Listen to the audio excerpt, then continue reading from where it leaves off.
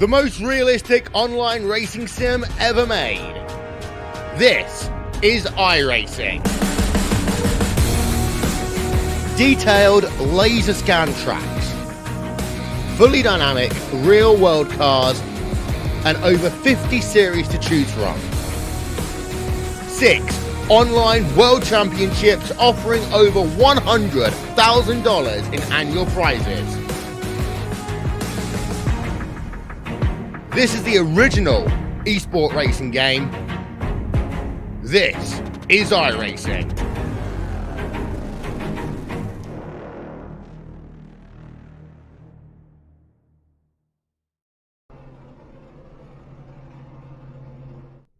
Welcome back, and thanks for joining us once again here on Turn 3 Racing Network tonight. Sunday night action. It's the RFC NextGen KNN Series Wounded Warrior Project 150 here from Texas Motor Speedway. And I tell you what, it is going to be one heck of a night for one heck of a race. I can assure you that. New tire model out on these K&N cars. So, going to be interesting to see who has what it takes over a long run to get the job done. Now, joining me in the booth is Gordon Larson Jr., sponsor of tonight's race here at Texas Motor Speedway. Gordon, how you doing? I'm doing all right. Oh man, car looking sharp out there. Wounded Warrior Project on the hood of that K&N Chevy Impala. Tell us a little bit about why you chose the sponsor and why you chose to sponsor this race at Texas. Well, I like Texas. We're pretty good here on the long run if we can get a good green flag run. But I like to support my troops and what they do, and especially the ones that come home with the difficulties that they have to go through. So that's why we sponsored it. Well, Gordon, that is a heck of a reason why. I know the rest of fans out there watching and listening can empathize with the thought for our troops home and abroad. How is the car feeling out there on track? Can you give us any insight on what maybe you and the crew chief have been discussing for tonight's race? It's a long race, 150 laps. Yeah, you just gonna have to be patient. It's the tires. They take a few laps to try to come in on, but basically got to be patient. That's the main thing. Let them tires work into the track just a little bit before you can really try to dig in. But I think we'll be okay if we get the long run. Short runs I don't think are really good for anybody, but we're just hoping for the long run, and we'll see how it goes. All right, buddy. Well, thanks for giving us a little bit of your time here before you get set to go qualifying. But before we let you go, once again, thank you for sponsoring tonight's Wounded Warrior Project 150 at Texas Motor Speedway. And would you like to give any shout-outs, thank yous, love yous, anything like that? Yeah, just give a shout-out to my teammate. I got Corey Walters on the track with us. But mainly a shout-out to y'all, everything y'all do week in and week out on giving us somewhere to race. So I really appreciate y'all up in the booth. All right, bud. Well, good luck. Elbows up. Thank you, sir. There you have it. That was Gordon Larson Jr., driver of that 01 machine. There you see him on screen heading off, probably to just come back around to pit lane to get that car ready to go. Qualifying here tonight. There you see it. Oh, and Gordon with some trouble there down on the apron. We'll walk away from that little incident. Oh, and another driver through the grass. Let's see if Bobby Summers in this 23 can keep that thing clean in the last 3 minutes here. Then happy hour. Sitting on top of the board right now is the fast as usual 49 of Troy Radford, followed closely by the 88 of Dale Osborne. And I tell you what, while we've got a moment here, let's go ahead and show you how the point standings are shaking out here as we enter race number 4 here in the RFC NextGen K&N Series. There you see it, Chris Berg sitting on top of your point standings. See a big knot of cars right back there, 5th through about, heck, I'd go ahead and call it 11th, all within just 3 or 4 points of each other. So the middle of the point standings right now, all knotted up with each other early here in the season. These guys at the RFC NextGen K&N Series, I do believe, if my memory is serving me correctly, I do believe that they are only running straight points, old school style points, if you will. They are not doing a chase. I'll have to get some feedback on that, on whether or not I am telling you the truth. I believe I am, but I don't know. We'll just have to wait and find out. Because, why? Well, because I don't know. I mean, that's why. Anyways, still on board with the 23 of Bobby Summers, 15th on the board right now in happy hour. Nobody touching Troy Radford. Lance Yancey, familiar face up there as well in 4th place. The 9 machine of Travis Smith, co-owner at 946 Designs, up there in 3rd place. His partner in crime, Justin Walters, a little bit back in the field, trying to find him on the timing and scoring. He's pretty elusive sometimes, especially out there in that new paint scheme he's got. Matte and chrome going on. You know what time it is. Justin back in the 26th position right now. So, a long way to go for him here in happy hour.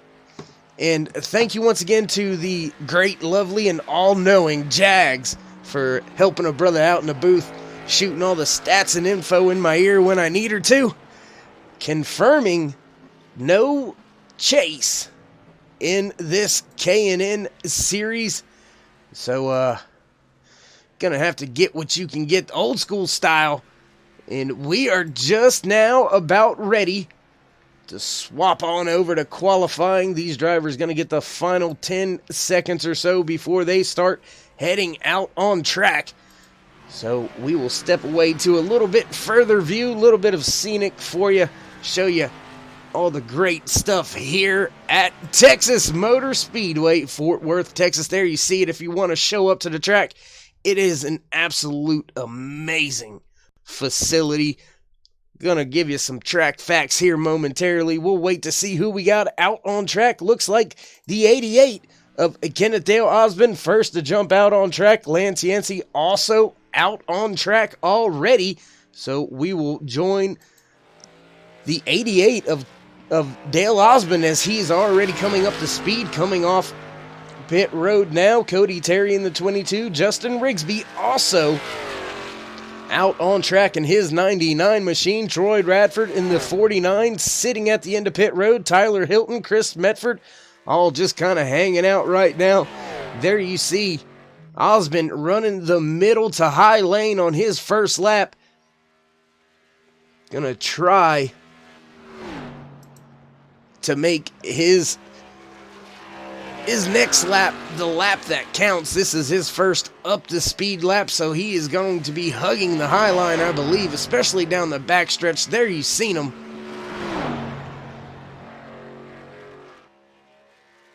Through 3 and 4 this time, by a little bit lower than he was before, staying out of the wall right there. So easy to put the right sides into the wall. Gonna cross the line.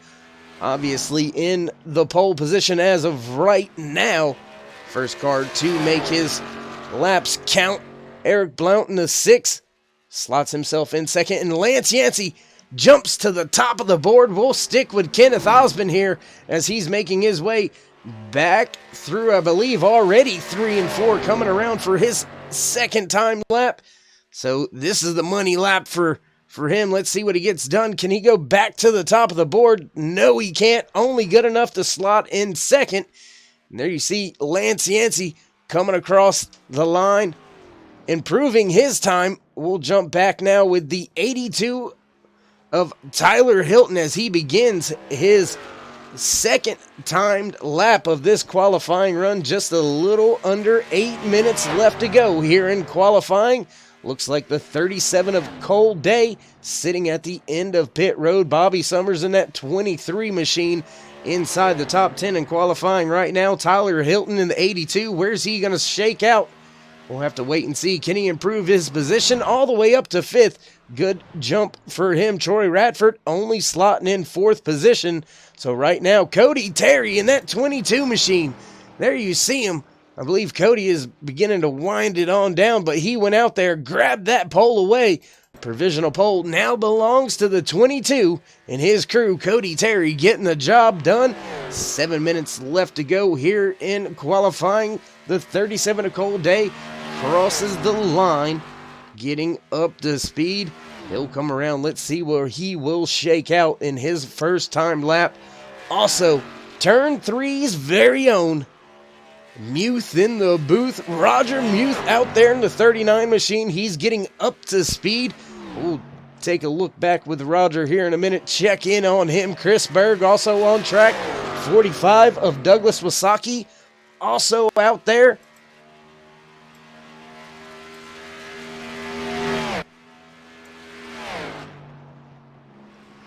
Cole crossing the line, 10th place with his first timed lap. Keeping an eye on the timing and scoring. Dustin German also out on track, beginning his up-to-speed laps. See if Cole hugs that white line. There you see him down, hugging it, putting that left front right on that white line, getting it to cut through the center. Keeps it off the wall, coming out of 4, crossing the line. Where's he going to improve to? All the way up to 6th. Not good enough to take the pole away from Cody Terry. But there you see now the man on screen, the 39 of Roger Muth, coming down the backstretch on his second timed lap. Gonna hit the white line. Does he get to it? He doesn't get to that white line until late exit, late center exit. Is that gonna improve his time more than Cole Day was able to? We'll take a look back. Roger not improving on his time. He's gonna slot into the 14th position now. Just over 5 minutes left here in qualifying. Cody Terry still sitting on top of the board. Looks like Vic Wagner now also going out on track. We'll jump back here on board with Wagner as he comes around to begin his first time lap in this qualifying session for the Wounded Warrior Project 150.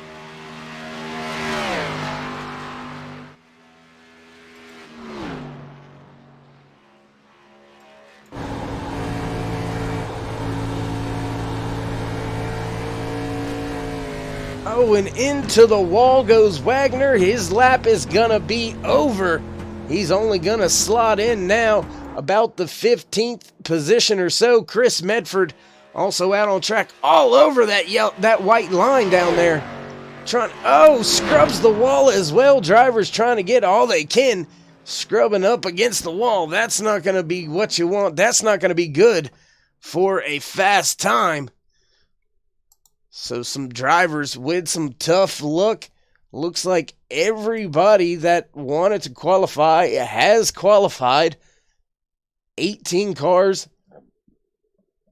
laying down a qualifying lap for tonight's Wounded Warrior Project 150 from Texas Motor Speedway. Told you I'd shoot you some track facts. Well, there you go.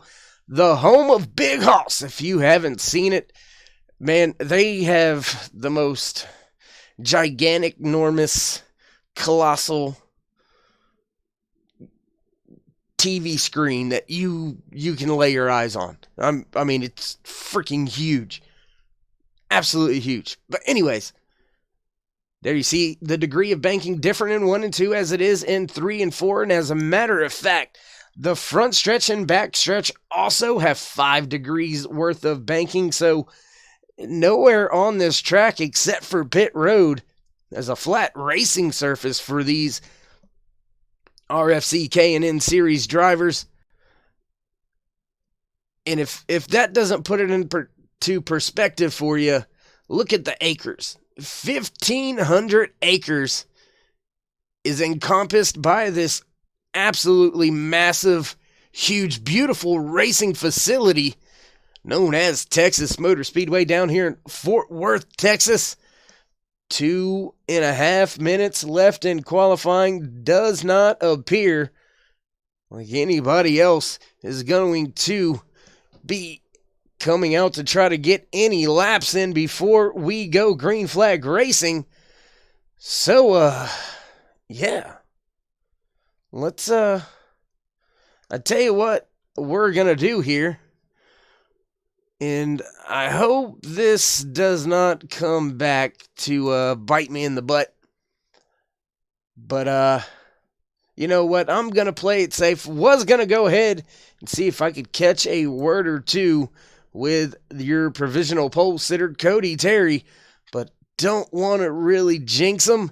So we'll try to get with Cody as soon as the green flag, or as soon as these drivers begin to grid to take the green flag for tonight's Wounded Warrior Project 150. And, well, we're going to go ahead and head on down trackside for your pre-race festivities, singing of our national anthem. Join me in saluting our troops as we head down to the track. If I can figure out why I don't know. There it is. All right. Racing action yet to come. Stay with us.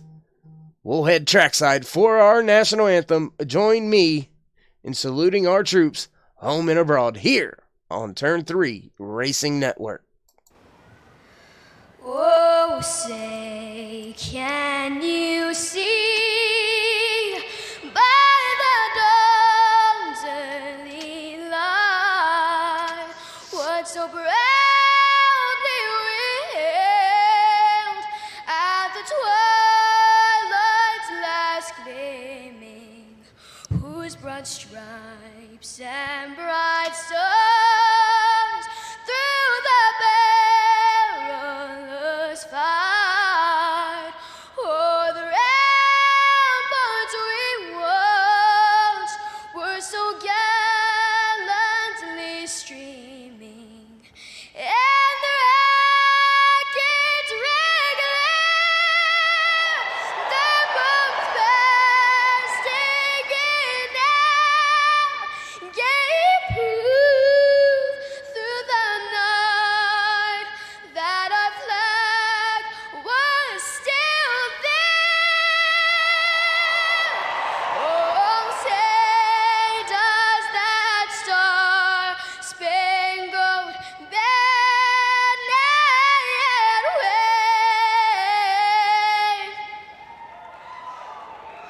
o'er the land of the free and the home of the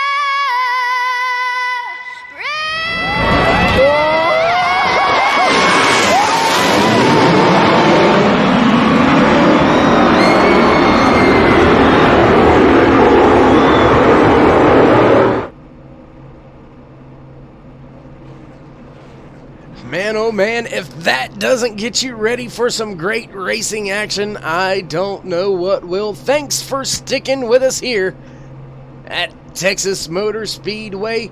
Gonna run down your grid for today's race. There you see it, pole position inside row number 1, the 22 of Cody Terry.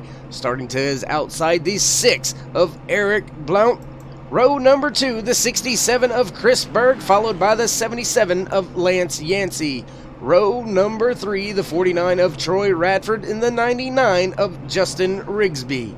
Row number 4, the 37 of Cole Day, followed by the 82 of Tyler Hilton. Row number 5, Kenneth Osmond and his 88 machine, last week's race winner. Race number 2 winner, Brian Mescal Jr. to his outside.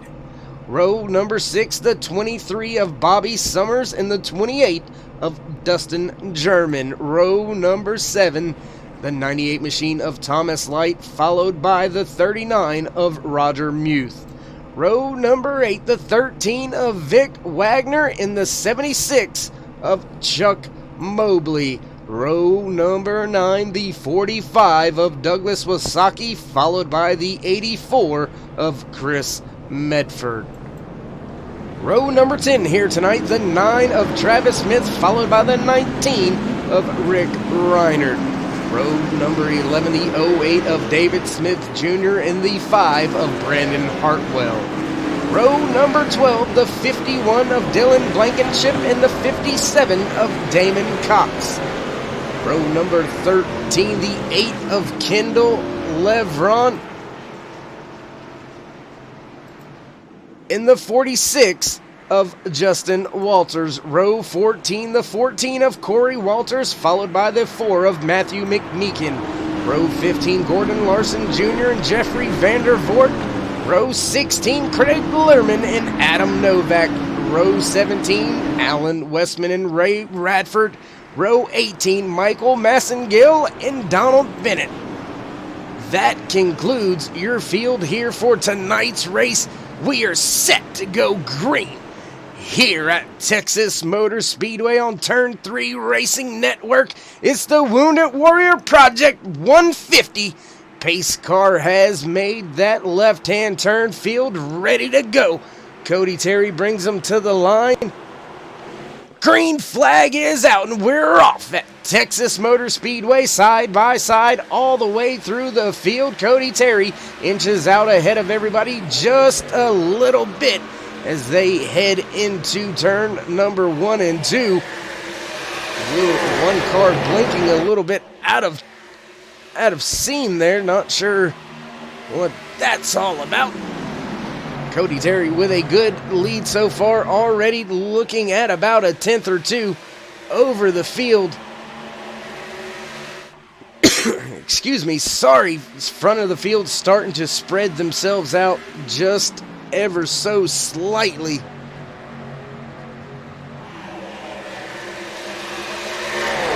Side-by-side racing action back for third and fourth. That is between Lance Yancey, Tyler Hilton, Eric Blount right there with each other trying to get the positions. There you see Lance on the inside of Eric trying to take the position away at the line, not able to do it. Up front, Cody Terry now has, oh, here we go. Why, and caution is out. Right when all of that happens, caution comes out. Let's take a look back, see if we can see what took place back here in the rear of the field. All right, so we're going to have to fix this once again. Thought we had everything worked out. Didn't. Bear with us. We'll be right back here as we work our first caution of the evening. Don't go anywhere. We will be right back.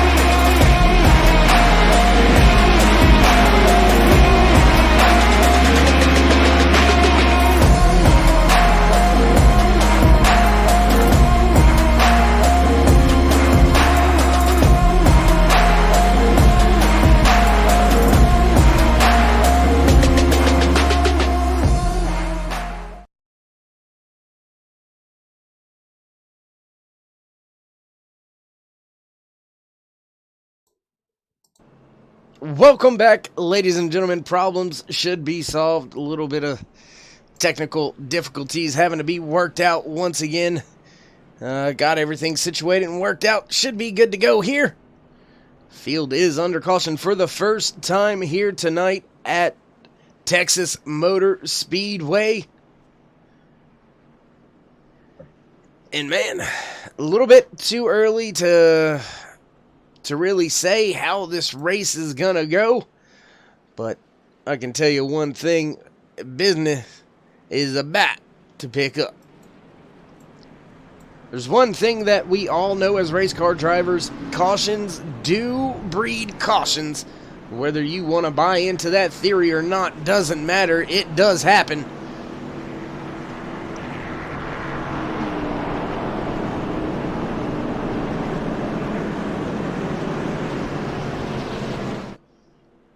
Field coming back to the green flag, doubled up, coming down the back stretch. Under caution for the first time here tonight, getting ready to have our first restart of the evening. We'll have to wait, see what shakes out. A lot of cars still out there on track. 36 drivers making the field here tonight. So a lot of cars out there. And bear with timing and scoring, that is affected by car numbers right now. But anyways, pace car off. Cody Terry hits the gas and he is off. Great start by the 77 of Lance Yancey, right behind that 22, pushing him down towards turns number 1 and 2.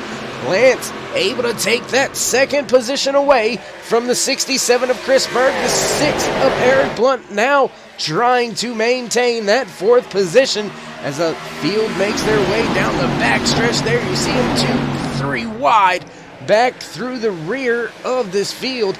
I say the rear of the field, however, that is about 5th or 6th position. There you go. That lets you see a little bit more of how many cars are all over this racetrack, and Cody Terry has set the pace early on this restart. About 2/10 of a gap already developed between himself and the 77 of Lance Yancey. Field starting to get single file, looks like through most of the field. We'll jump back towards about the 10th spot. There you see drivers all over each other back here. That is the 23 of Bobby Summers, the 28 of Dustin German, Douglas Wasaki, Dylan Blankenship, Chris Medford, Roger Muth, all right there on top of each other. Chuck Mobley also out there supporting the Wounded Warrior Project on the hood of his 76 machine. Gordon Larson Jr., today's race sponsor, back running. Well, that was interesting. There they go. Gordon Larson Jr. running right there with Craig Lerman.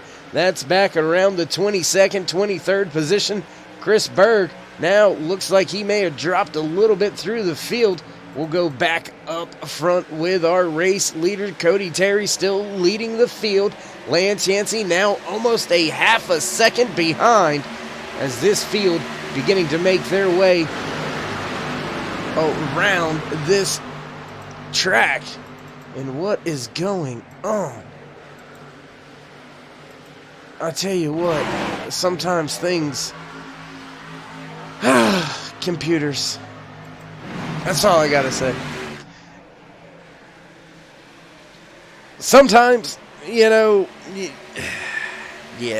Anyways, field still having the gaps up at the front. Looks like your top 10 to 15 have gotten single file, decent gaps between them as we ride on board with the 77 of Lance Yancey down the back stretch, about 2 cars off your race leader Cody Terry as he makes his way through 3 and 4. Chris Berg in the 77 still right there. Then you have a 3-car pack consisting of Eric Blount, Troy Radford, Tyler Hilton, all right there. Kenneth Osmond, also known as Dale Osmond, back there running in the 7th position, last week's race winner. Can he be the first repeat winner of the season? Just like you, I'm going to have to wait to find out. We're going to go back a little further in the field. Looks like everybody's grouped up to about the 15th position or so. Keep an eye on the rest of the field. Travis Smith back running on the apron right now. There you see his left front completely torn off his machine. About to be put yet another lap down here early in tonight's race for Travis. Tough break for him, and that 9 crew was inside the top 5 in points. So that is going to be a tough break for that 9 machine hitting pit road yet again, as we are now taking a look at turn 3's very own, the 39 of Roger Muth, as he has got, I believe that may be the 17. No, that is the 24. That is very interesting. Shows the 17 of Alan Westman being the first car. That is because that 24 machine is multiple laps down already in today's race. Either that or he's got a special paint scheme on the side of that thing where I cannot tell where that 24 comes from. So, yeah, how about that? Way up the track goes Muth, almost into the wall. He's able to keep it off the wall. That's going to allow a lot of drivers to get by Roger Muth, as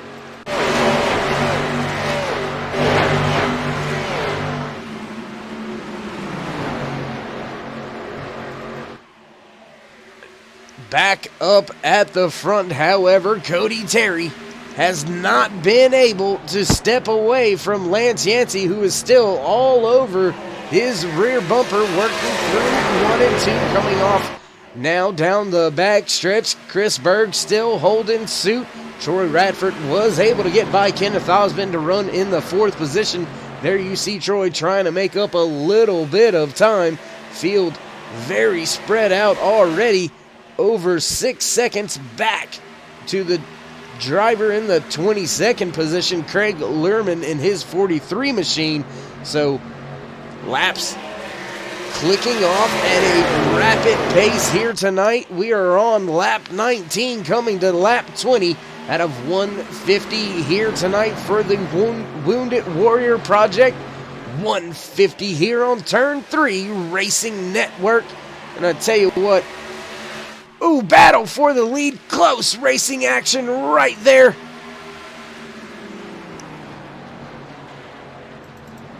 My goodness, look at them. Lance Yancey down on the apron, trying to get the position down the back stretch. Pulls away from him, breaking the draft. No side draft involved right now. Cody Terry hanging on to that right rear quarter. Will it be enough to slow down that 77? No, it's not. Move Lance Yancey to the top of the board. Can he be your first 2-time race winner? If you remember, Lance winning race number 1 here in the RFC NextGen K&N Series, putting his name in the history books as the first ever race winner. Now can he go anywhere with it? Looks like Cody Terry starting to struggle a bit, has dropped from 1st to 3rd position as Chris Berg gets by him as well, and he's going to have Troy Radford right on him. So Cody in a little bit of management mode right now. Can he stay inside that top 3 and keep the position away from Troy Radford in the next few laps? The 82 of Tyler Hilton, running in the 5th position, is slowly walking this group down. Brian Mescal Jr. now closing in on the 37 of Cole Day, who is right there with Bobby Summers. Here you go. This is where a lot of the racing action is at. Chris Medford, Eric Blount, Dylan Blankenship, Chuck Mobley, all of them right there with each other. Kenneth Osmond, Justin Rigsby. You have about 9 cars all right there with each other just back through the field. You also seen in the background, the 17, the neon 17. There you see him out of turn 4 of Alan Westman, starting towards the rear of the field, making his way all the way up, almost inside the top 15, running in the 16th position now. Cole Day still trying to make the pass.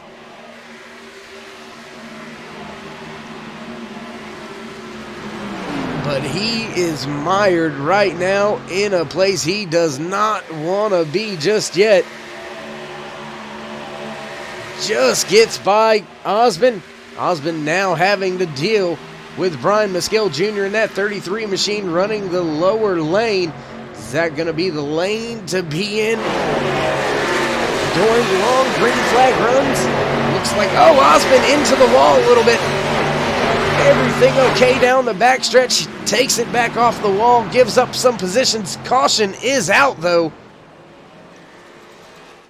And it looks like the 57 of Damon Cox may have been involved. Let's take another look if we can. Why does it do that? There's Damon right there after the spin. We'll take another look here. See if we can... Why does... That's not cooperating with me. It's very frustrating. Oh my goodness. Why? Yeah, so doesn't want to give it to me for whatever reasons. Who knows? So we'll just jump back up front with your race leader, Damon Cox, involved in the latest incident. Seen him recover in the car.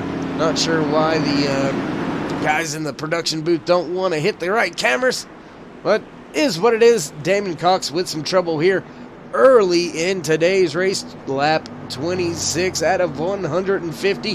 Field down pit road being brought down by your race leader, the 77 of Lance Yancey. Looks like maybe the 98 of Thomas Light was involved in some on-track action as well. Multiple laps down, running in the 34th position, Travis Smith. That 9 machine still toughing it out in the 33rd position. 7 laps down from your race leader in close battle off of pit road.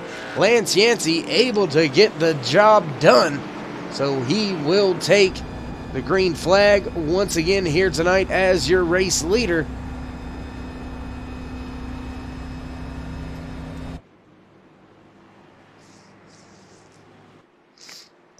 Well, that's interesting. The whole field disappeared. I have never had that happen before. Don't know what that is all about. But is what it is. We'll be right back after this quick commercial break here on Turn 3 Racing Network.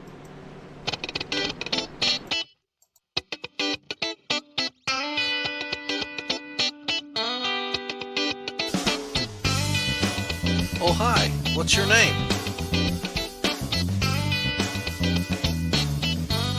Hi, Marcia. I almost erased you. I was going to draw a car. You do? But you're a...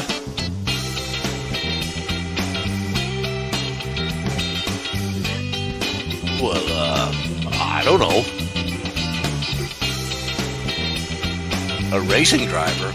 Well, we can make that happen.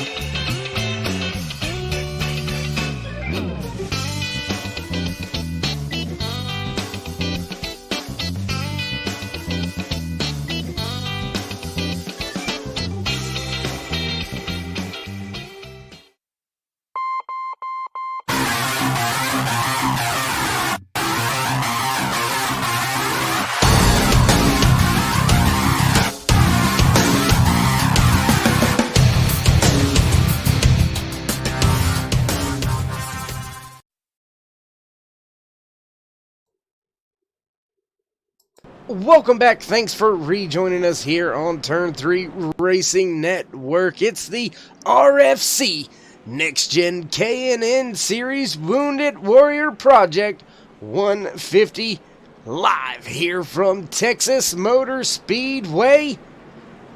Pace car lights are off. We're set to go back. Green flag racing. Your race leader, the 77 of Lance Yancey. Yes, it does have Chris Berg, but it is Lance Yancey leading this field. We'll have the option to go green as soon as the pace car ducks off. We'll have to wait and see if Lance takes him deep in the box or if he ain't playing no games and gets back on that loud pedal fast as ever. Field going down into turn 3 this time. Man, it is going to be something else. This is going to be great.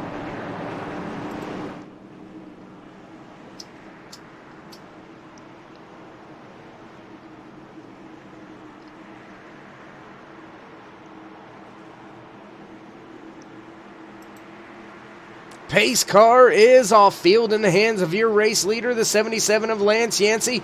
He hits the gas and we are back. Green flag racing here at Texas Motor Speedway, side by side with the 67 of Chris Berg, the 49 of Troy Radford, right there on his inside. Now side by side for second. The 28 of Dustin German right there lurking in fourth position. Should anybody have any mistakes, side by side for a lot of your field here tonight.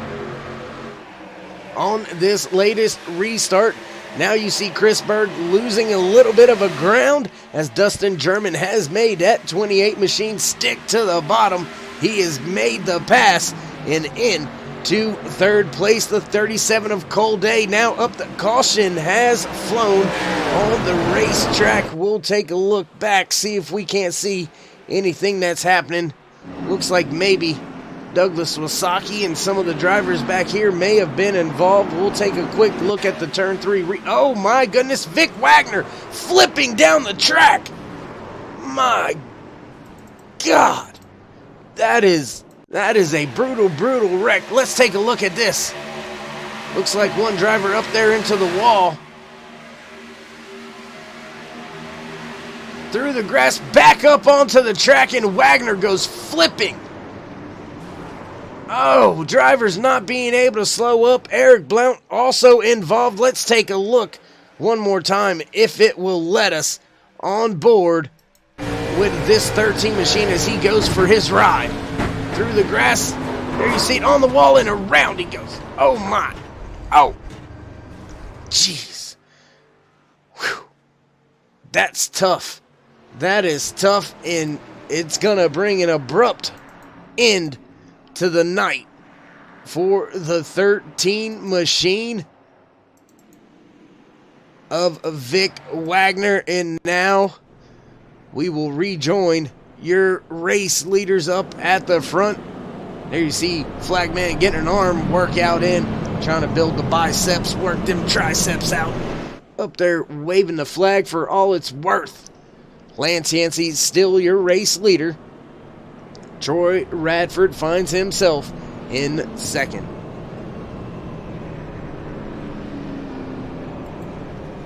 Third caution of the night here at Texas Motor Speedway. 3 lead changes.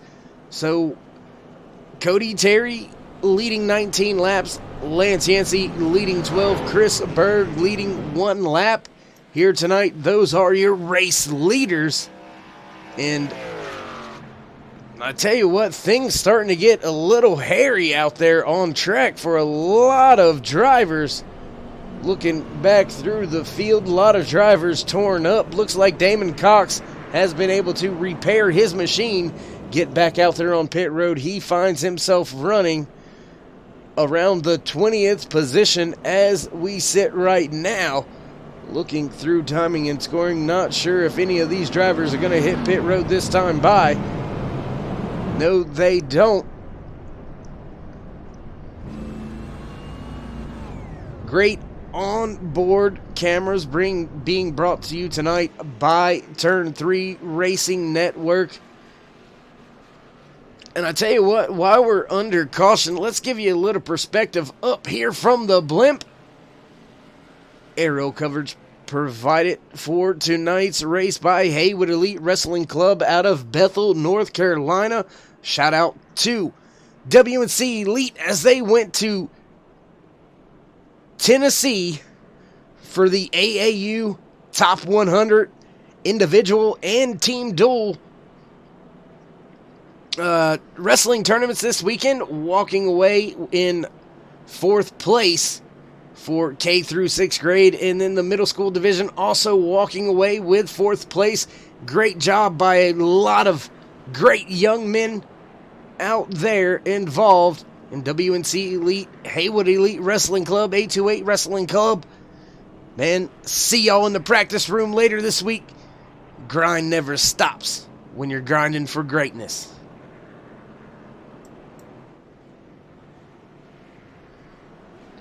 Well, 34 laps into this 150 lap race. Long night, 1.46 mile track here at Texas Motor Speedway. We still have about, I don't know how many more miles are left, but 219 miles is the distance in tonight's race. So that is a long drive. Whew. Long drive. Just think about 200 miles in your car on the interstate.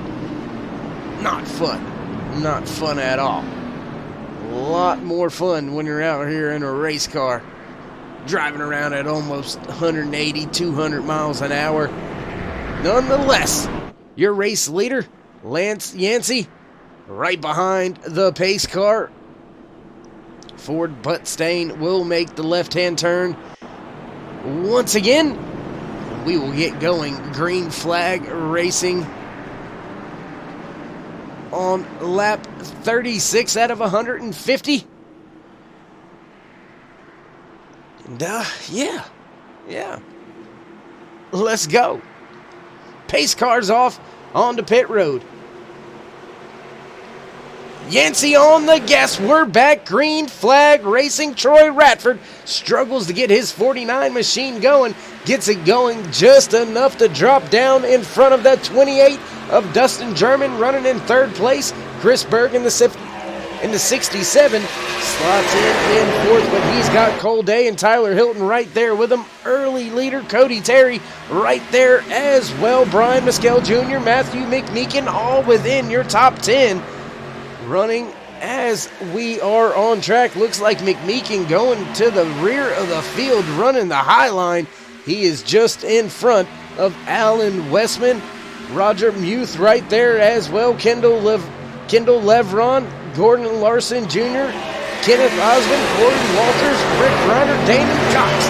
Now back up inside the top 20 as we are working lap 37. Your race leader, Lance Yancey, under fire now. Battle raging for 2nd between Dustin German and Troy Radford. They have Chris Berg right on their bumpers. Lance trying to use that battle to skirt away from the rest of the field. Looks like that battle has now become between Troy Radford and Chris Berg for 3rd and 4th. Was that enough time to let Lance Yancey get away from Dustin German?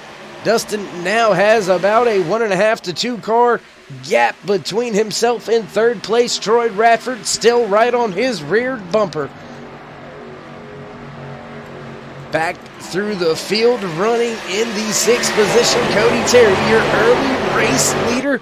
Now battling with the 37 of Cole Day, just behind him, about 2 cars back, Brian Mescal Jr. and Bobby Summers battling for the 8th position. Sorry, not the 7th. That goes to Cole Day. Matthew McMeekin has found a spot right there in front of Alan Westman. Looks like Roger Muth has given up a few positions. Falls back into the 13th slot. A lot of drivers needing some good runs to get out of that knot in the points right there around the middle of the points. 6 to about I'd say 10th or 11th, all within a handful And I do mean handful, 5 points or so separate about 7 drivers. So a good race needed by a lot of drivers to make up some ground here in this long racing season. Brought to you by RFC NextGen on iRacing.com, the world's #1 racing simulator. All tracks and cars scanned with laser precision. Best way to get on the track without having to spend millions of dollars and worrying about wadding it up. Because if you wad one of these up, it's all right, just go get you another one. Not hard to replace a multi-million-dollar vehicle, especially if you're me. Lance Yancey, still your race leader. He finds himself running with about a half a second lead there. You see it in the foreground. Dustin German now battling with Chris Berg. Troy Radford has fell back to that 4th position, still riding on board with the 22 of Cody Terry, as he has got his hands full with the 82 of Tyler Hilton. Going to run back through the field a little bit further. Let's focus in here on the 23 of Bobby Summers, who has got that 33 machine of Brian Mescal Jr. right side by side. Car getting loose on Brian, hitting the apron just a little bit too much, upsetting the handling of that K&N Chevy Impala, but he is still down there digging on the bottom. Close quarters, racing within inches of each other through 1 and 2. Brian Mescal Jr. with the run down the back stretch. He does have help with the 4 Matthew McMeekin in tow. Alan Westman also there. Move Mescal Jr. into the 8th spot.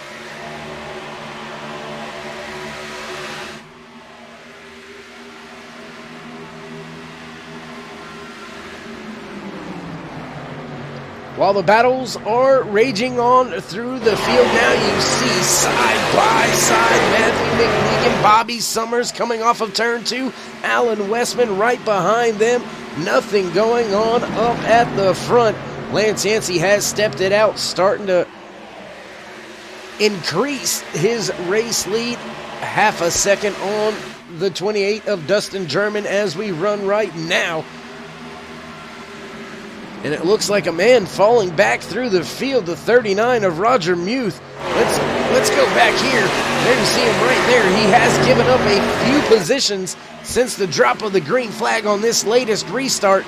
Close action there between McMeekin and Westman as they were coming off of turn 2. Westman now being able to make the pass. Chris Medford looking to make the pass as well. Looks like Jeffrey Vandervoort able to make the pass. Now Medford looking to the inside. That's going to bring Roger Muth along as well. Does he have what it takes to stick his nose down on the inside going into turn 3?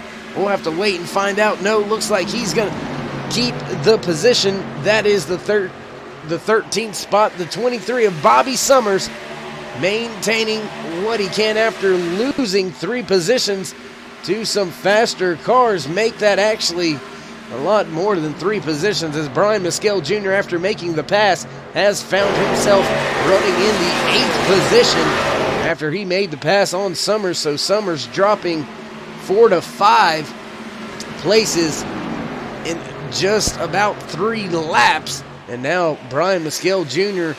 closing in on the rear bumper of the 37 of Cole Day as we work lap number 49 out of 150 here tonight. 219 scheduled miles for these RFC NextGen K&N Series drivers. Things looking like they're starting to sort themselves out just a little bit. Big run on the backstretch. I believe that may have been for the 01 of Gordon Larson Jr. making the pass on the 8 of Kendall Levron. Now Mescal Jr. right there on the rear bumper of Cole Day, working their way through the front stretch. That battle is for 7th position. Just behind them, Alan Westman right on that rear bumper of Matthew McMeekin, coming down the front stretch this time. A back stretch, I do apologize, into turns 3 and 4 now. And it looks like Brian Mescal Jr. was able to make the pass, sets his sights on the 82 of Tyler Hilton. Up at the front, Dustin German in second place still has his hands full with the 67 of Chris Berg, as well as the 49 of Troy Radford. Down the back stretch, that three-car trio trying to reel in your race leader, 77 of Lance Yancey.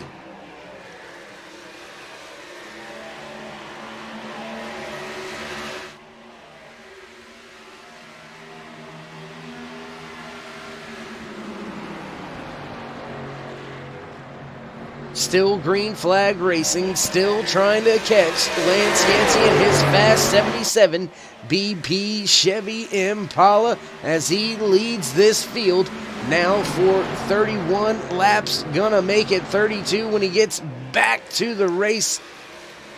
When he gets back to the line. Oh, big moment.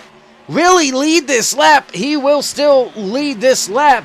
But big moment for Lance as he washed way up the track.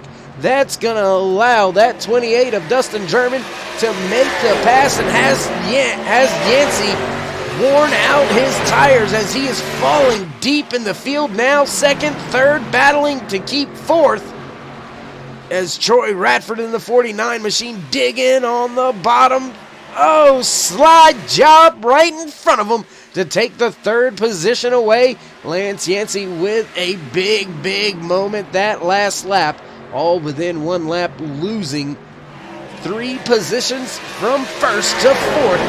New race leader, the 28 of Dustin German, puts the lap lead in his purse, leading the field now by just over, or just under, I should say, 0.2 of a second.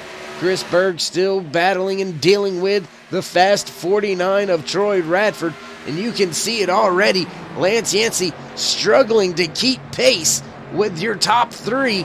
Did he burn out them tires? Is it the right front? Is it the right rear? We'll have to wait and see.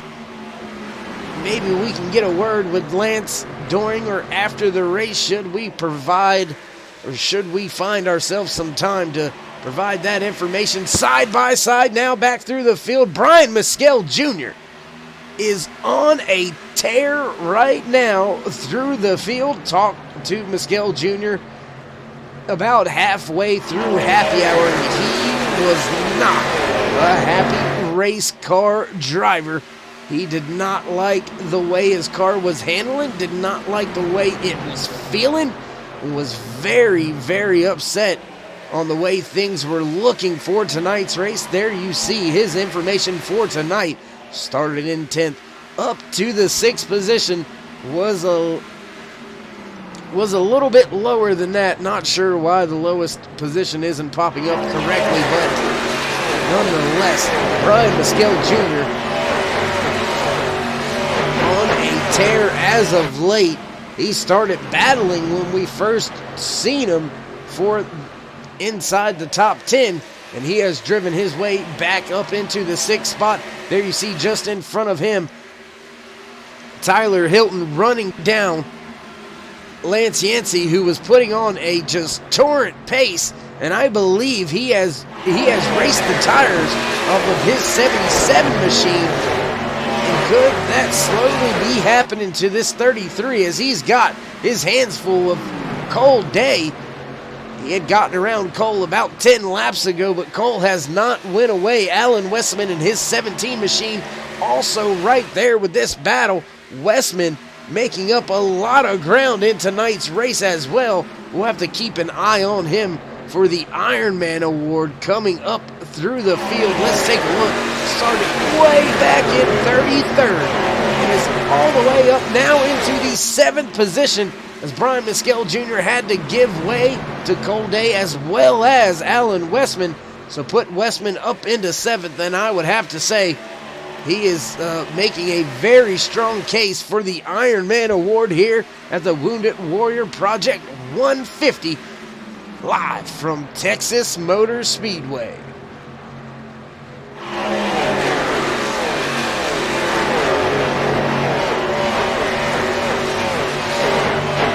small battles developing throughout the field. Gaps are beginning to happen up at the front. Almost 0.4 of a second between your race leader, the 28 of Dustin German, and the 67 of Chris Berg. Lance Yancey now falling all the way back to 5th from 1st. And he is going to have Cole Day, Alan Westman, Brian Mescal Jr. to deal with here in the next few laps.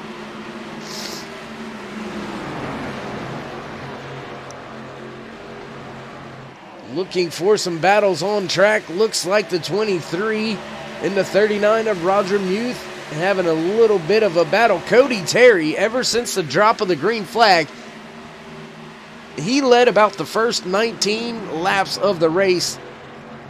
Since then, I'm not sure the track rubbering up is playing to the liking of his car, as he has been stuck back towards about the 10th position or so. Now Bobby Summers looking to the inside, going into turn 3.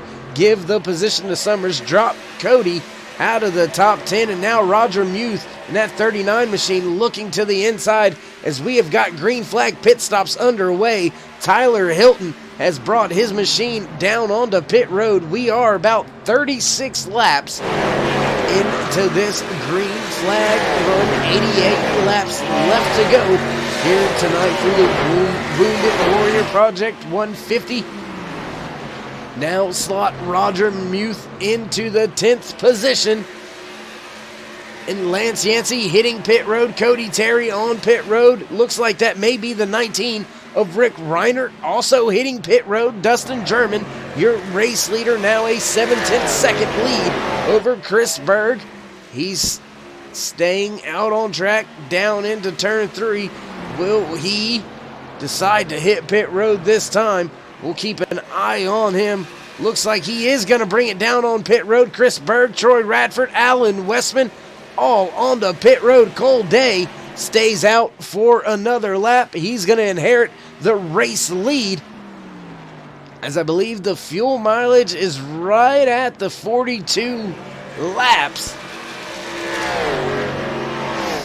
So could be that we are seeing some strategy come into play here. Cole Day may be trying to stretch this thing a little bit further and maybe make this a one-stop race for him in his 37 machine.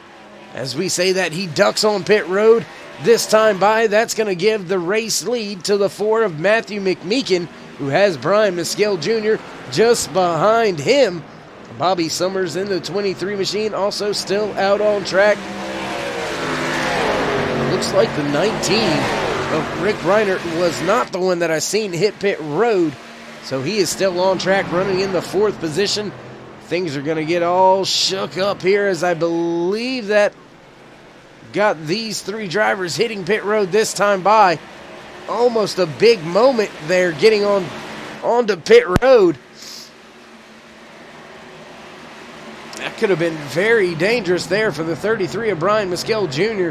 You see the 19 of Rick Reiner trying to keep some pace. And there you see Troy Radford, Dustin German making their way back onto the lead lap. And Troy Radford has gained a ton of time on Dustin German.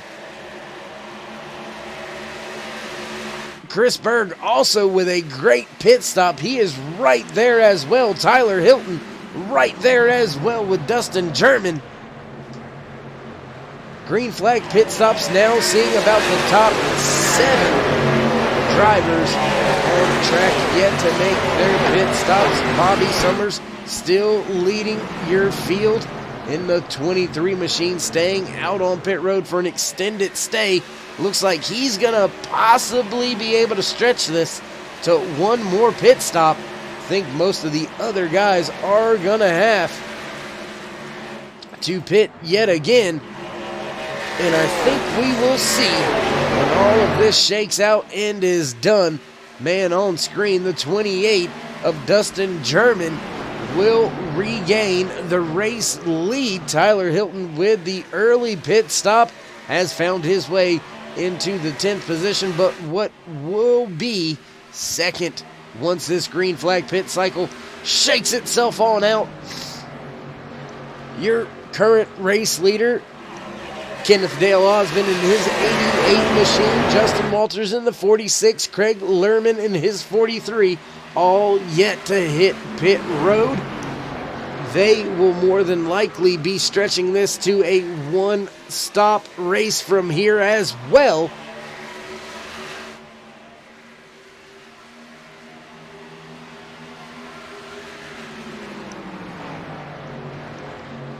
This field gonna be strung out pretty wide after this latest round of pit stops. Cole Day finds himself back in the 10th position with his 37 machine.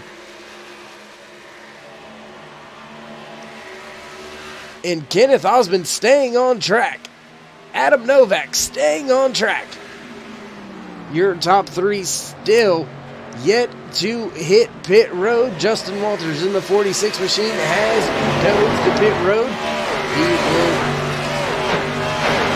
give the position back to the, well, I don't want to say the race leaders because they're not the race leader just yet, but the eventual race leaders: Dustin German, Tyler Hilton, Troy Radford, Chris Berg, Alan Westman. All right there trying to regain the top spots in today's Wounded Warrior Project 150. Race number 4 here from Texas Motor Speedway. Justin Walters has hit pit road. Adam Novak coming down pit road, this time by Dustin German. Should reassume the race lead if I am correct. There it is at the line. And Troy Radford has managed to get by Tyler Hilton. Chris Berg also getting by Hilton. Radford now sets his sights on the rear bumper of that 28 machine of Dustin German.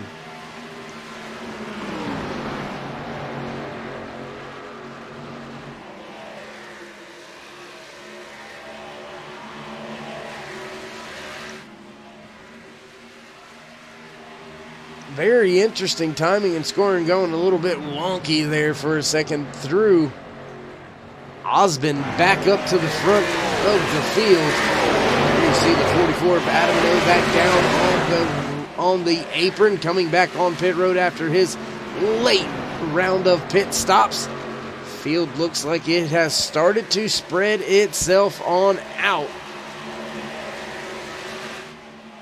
There you see the 90, I believe that is the 98 of Thomas Light.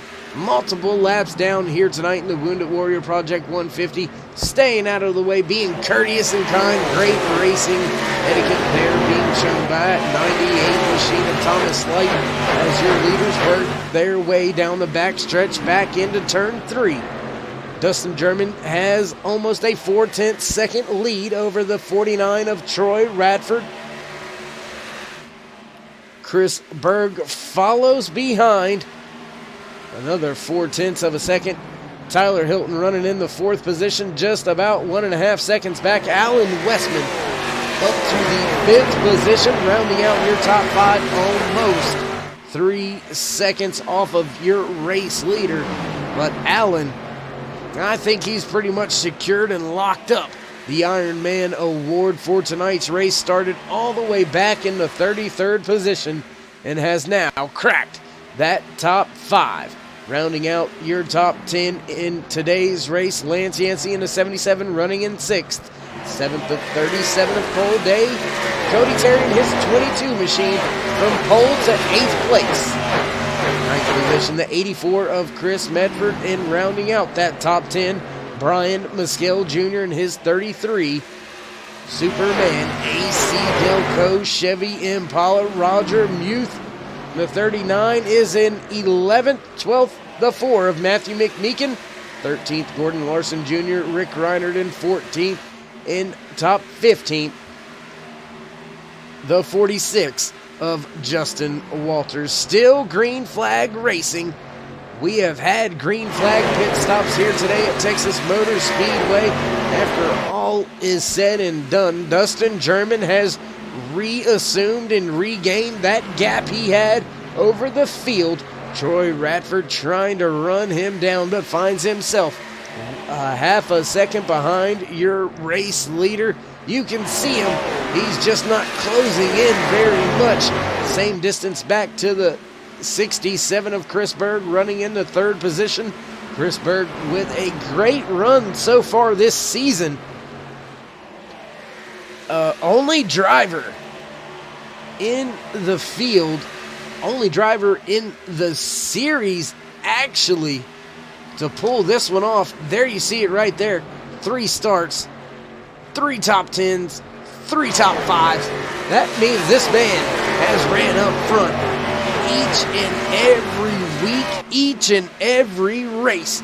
No other driver in the field or in the series can hang their hat on that stat. So Ken Berg make it a 4 for 4. The start of the season, we'll have to wait and see. 71 laps, now 70 to go here at Texas Motor Speedway. Still green flag racing. About, I would say, 50, 60 something laps now under green flag conditions.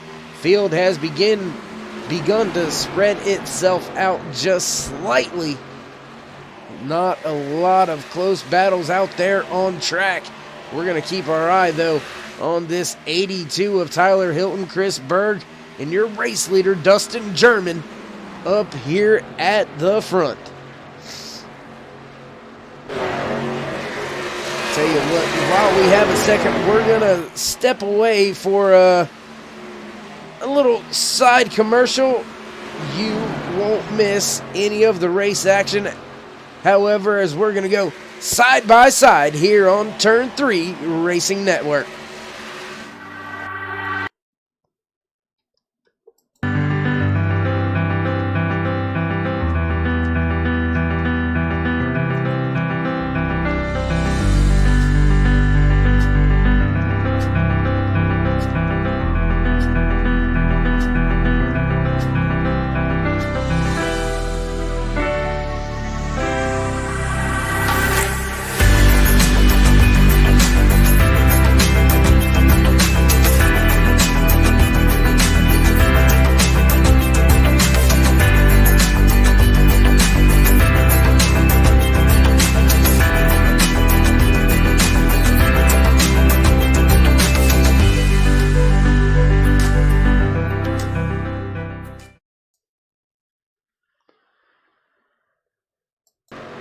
Back with all your live racing action here from RFC NextGen K&N Series live on Turn 3 Racing Network from Texas Motor Speedway.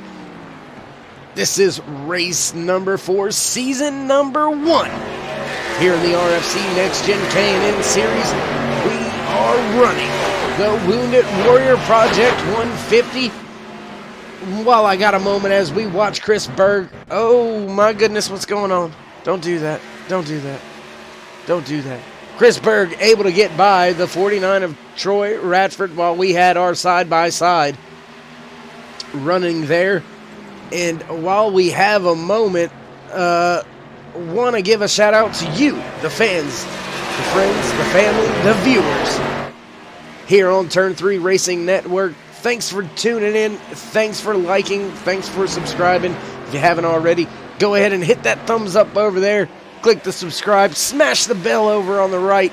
Get notified anytime we go live here on Turn 3 Racing Network. If you like racing action, if you love racing action, Turn 3 has got something for you. From Indy cars to Formula 1, GTs, K&Ns, Cups, and Xfinity. We got it all. Trucks in the work, too. For the long haul, it's whatever you want to do here at Turn 3 Racing Network. I am David Worrell. Thanks for being here with me tonight as we bring you some great K&N car action from Texas Motor Speedway. 88 laps in the books. 63 laps left to go. Will we see another round of green flag pit stops? We'll have to wait and find out. Looks like Cody Terry Your pole sitter has had some issues. Fell back to the 8th position. Now trying to look at somebody that is dropping through the field right now, and that is the 33 of Brian Mescal Jr. Did something happen to Mescal Jr.? No, he's just had a moment and has given up a little bit of time, but he has found himself back on that rear bumper of that 22 of Cody Terry, who's now battling side by side down into turns 3 and 4. Give the position to Mescal Jr. He's going to take that 8th spot away. Cody Terry now dropping to 9th. Roger Muth, turn 3's very own. Roger Muth crossing the line this time by just outside of that top 10, running in the 11th position. And times are slowly slowing down. That last lap of 30.916 for Muth as your race leader ran a 30.7. So the leader finding a way to get a little bit more out of those tires. We have drivers hitting pit road already. Once again, Chris Medford in his 84 decided to come to pit road already.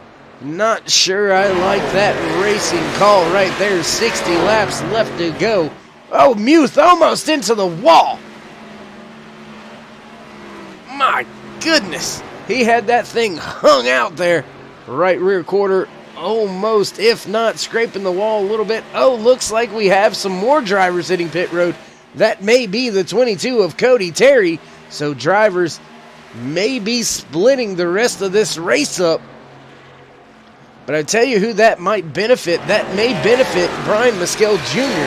That may benefit some of the other drivers that ran the long game under that latest caution, because they latest round of pit stops, I should say, they only have to pit one more time, period. These drivers have given them some time by pitting now, and they cannot make it to the end from here on out.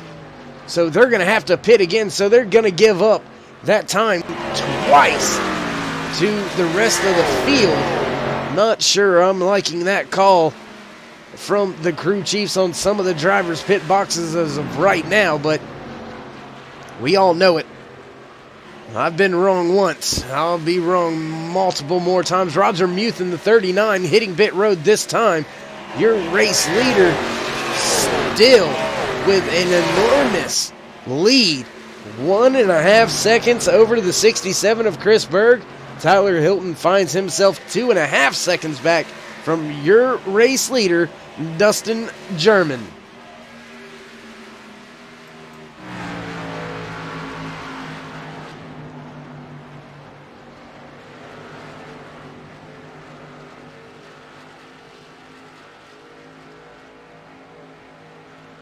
Field a little bit spread out, but we'll still give you a little taste of it. I mean, it's not going to be as fun. But there you see Gordon Larson Jr. coming around the 28 of Dustin German, who is going to hit pit road this time by. That's going to give the lead, I should say, to Troy Radford. No, he hits pit road as well. That's going to give the lead now to this man on screen, the 37 of Cole Day. Lance Yancey finds himself in second. Brian Mescal Jr. in third.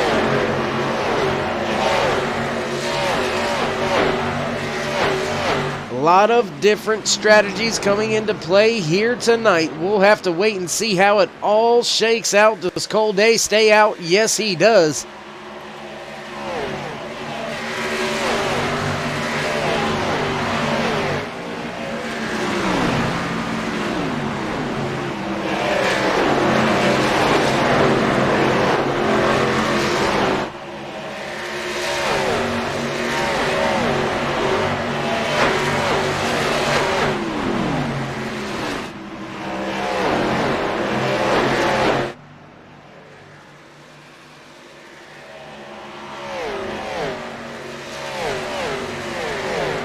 As we bring you some of the sights and sounds from around Texas Motor Speedway, from these great shots provided by the team here at Turn 3 Racing Network.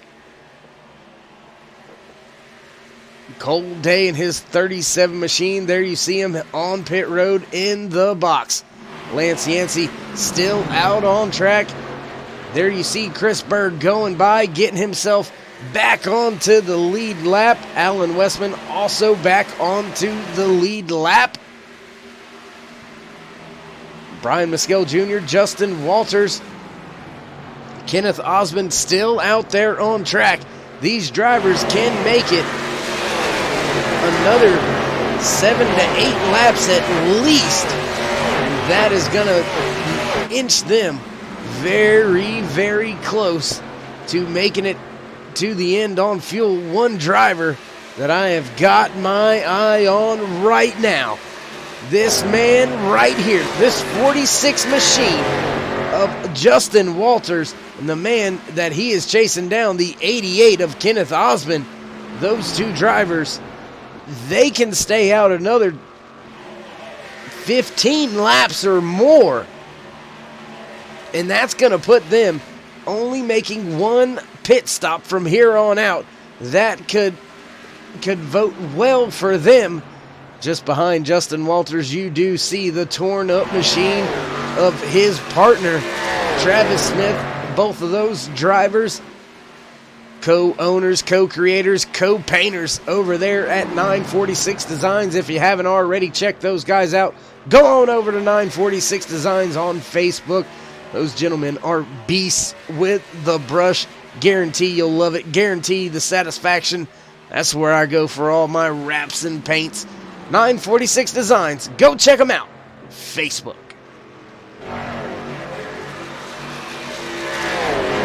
Your race leader, however, the 88 of Kenneth Osmond. There you see him just in front of the 51 machine trying to gain his lap back.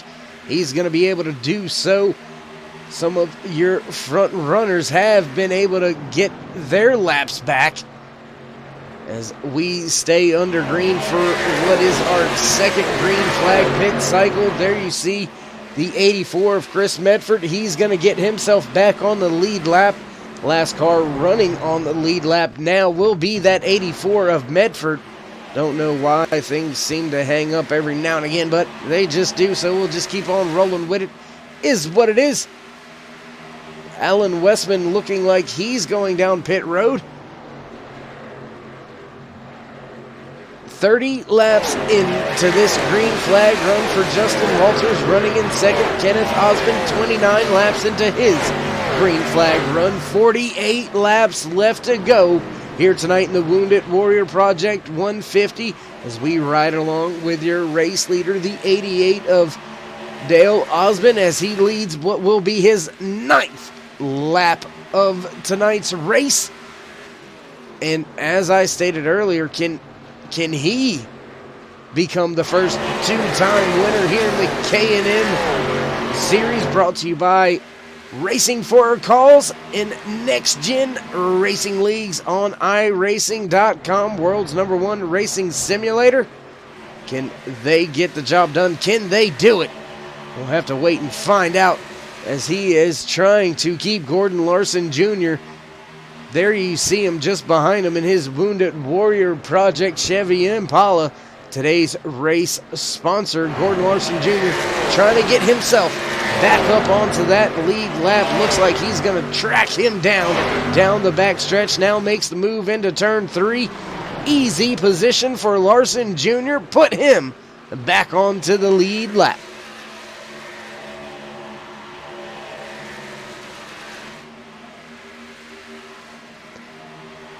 And now it looks like Justin Walters may be hitting pit road. Kenneth Osmond going to stay out on track. Chris Berg, Dustin German, there you see him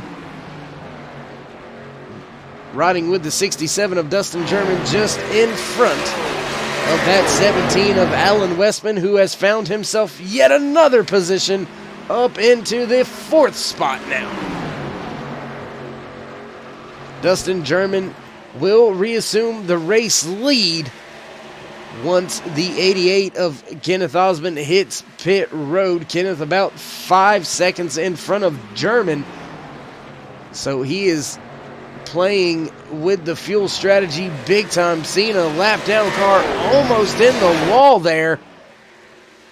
That could have been big time for a lot of these drivers that have already hit pit road. But that would bring everybody back. Even that would kind of mess up Osmond's pit strategy. But you better believe the field would hit pit road with him, so he would be right there. He would still come out smelling like roses, if you will, as he still has a 4.3 second lead over this man on screen. Dustin German sticking with him as he will regain the race lead once Osmond decides to pit. 43 laps left here to go. Only 2 or 3 laps left before Osmond will be able to make it on fuel completely. And I think that is exactly what he is waiting for, trying to get a little bit of a view on how far apart they are. So let's go back to our aerial coverage, brought to you here tonight by Haywood Elite Wrestling Club out of Bethel, North Carolina. We cannot see that 28 in the same screenshot just yet. High up here atop of the blimp, looking down on your race field, Kenneth Osmond still leading this thing down into turns 1 and 2. Now 15 laps into the book for Osmond. German now within 2 seconds, almost 1.5. There you see him in the background, just peeking into view. And we're going to watch as this gap gets closer and closer. And these drivers, Kenneth Osmond playing a big-time fuel game strategy here tonight, knowing the other drivers will have to hit pit road once again. And look at how fast Dustin German has caught and made up the gap, made the pass, and has reassumed the race lead here tonight for the Wounded Warrior Project 150 at Texas Motor Speedway. Dustin German electing to stay out on track. Chris Berg in the 67 machine now trying to track him down as well. Set his sights on the rear end of that 28 of Dustin German, as German has got his hands full with some lapped cars, able to make his way around without any issues, getting around that 6 of Eric Blount, as the 37 of Cole Day finds himself back in 7th, Roger Muth in 9th, Brian Mescal Jr. 8th, Rick Reinert in the 19th, making an appearance late here in the race. Mr. Where Did He Come From finds himself rounding out your top 10. Meanwhile, up at the front, no one to battle with, no one in the rear view. Dustin German leads what will be his 35th lap of today's race, 1.5 seconds in front of the 67 of Chris Berg. Osmond has hit pit road and is being scored 1 lap down as he is working his way back off of pit road. And now it's just a matter of time to see if that man's pit strategy and his crew chief made the right call. Dustin German, Chris Berg, Tyler Hilton, Troy Radford, Allen Westman, Cole Day. I mean, your whole top 10.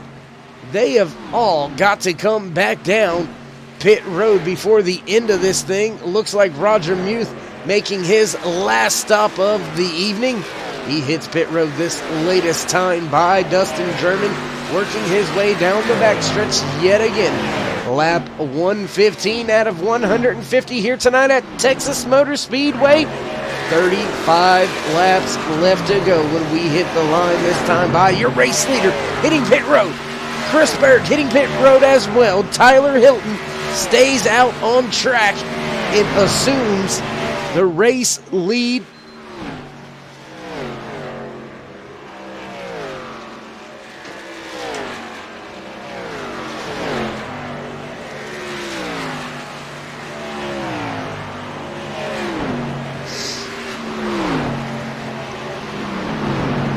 Hilton has 2 seconds over the 17 of Alan Westman. A lot of other cars hitting pit road. I do believe the 22 of Cody Terry, the 33 of Brian Mescal Jr., Lance Yancey in his 77 machine also on pit road. There you see German coming off of pit road, now being scored a lap down.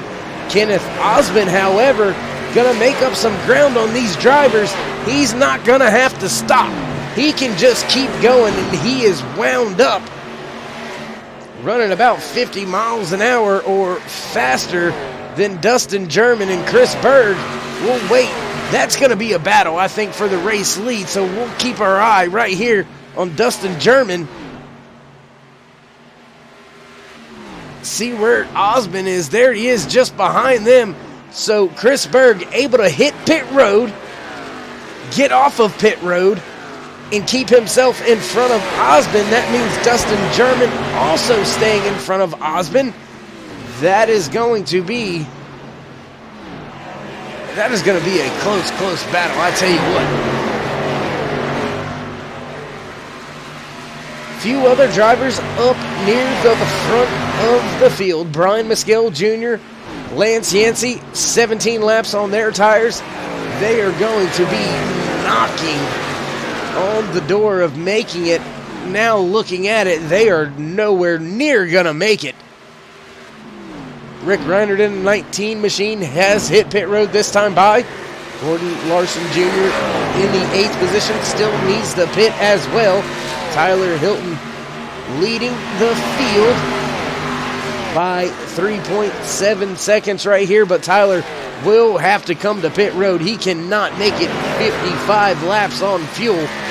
So your top, it looks like about your top 7 or 8 still have to hit pit road once again. And trying to find, looks like Justin Walters is just not going to be able to get that one stop strategy to go his way, just like Kenneth Osmond was attempting. That's not going to go the way those two drivers were hoping it will. May shake out to be a good finish, a top 10 finish for those drivers. Just not going to be the race winning strategy, as the 28 machine of Dustin German is the first car 1 lap down. 8 cars still on the lead lap. Now make it 7. Lance Yancey in his 77 machine, believe, decided to hit pit road that time by. Cody Terry also on pit road. Alan Westman on pit road. He's going to give up his positions, and that is going to cost him some time staying out that long. We'll have to wait and see what all happens, as Tyler Hilton, his 82 machine, still out there on track. Brian Mescal Jr. now running in the 2nd position. Matthew McMeekin in the 4 is running in 3rd. But for some reason, timing and scoring just does not like Lance Yancey running in that 3rd position, now showing him dropping proper. Oh, the 44 of Adam Novak. Caution comes out late here tonight during green flag pit stops. That is going to shake up the field. Let's go back with our turn 3 replay. Oh, and there was another car stopped. Oh no, I believe that was the 22 of Cody Terry. He was coming off of pit road. Gets loose on the apron. Oh, right up in front of the field. Nowhere to go for Novak as he goes flipping down the back stretch. My goodness, we'll take one more look at this. Cody Terry, there you see him coming off of pit road. Loses it into the outside wall. His day's over. Adam Novak crushes that car. My God. One more time. Let's go from Adam Novak's cockpit here. Show you what he's seen. You can see everything clear up in front of him as he's working his way around. Then you see car go up the track, off the gas. Oh, and just nowhere to go. Up and over. Back onto his wheels, thankfully. But his day is going to come to an end.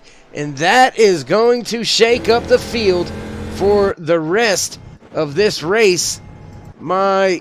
Oh my. My. I mean, I don't know what to think about this, as a lot of drivers were caught a lap down.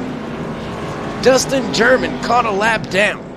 A lot of drivers caught a lap down, having to take the wave around. Tyler Hilton, Lance Yancey, Brian Mescal Jr., looks like Gordon Larson Jr., all able to stay out long enough, inherited a Christmas present, as Christmas is just around the corner.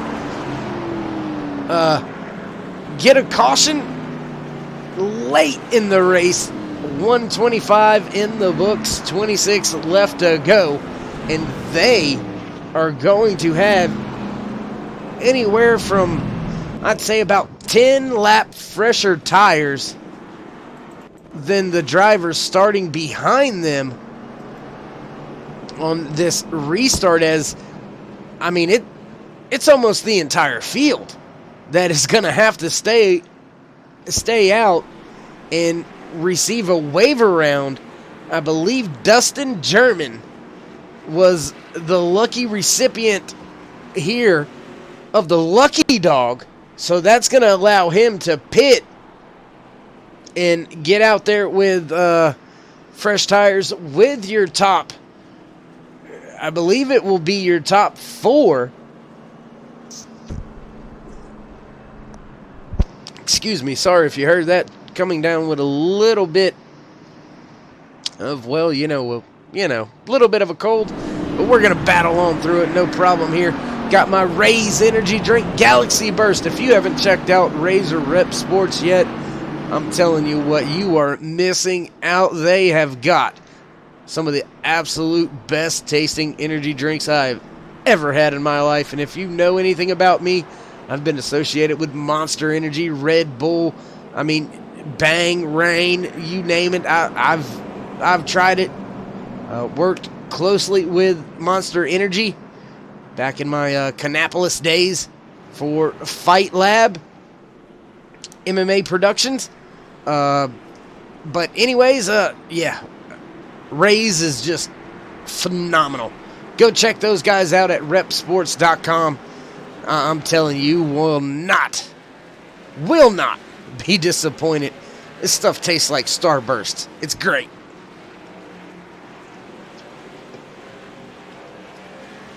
Anyways, Brian Mescal Jr. has found a way to turn a night that he was dreading into a night of golden opportunity.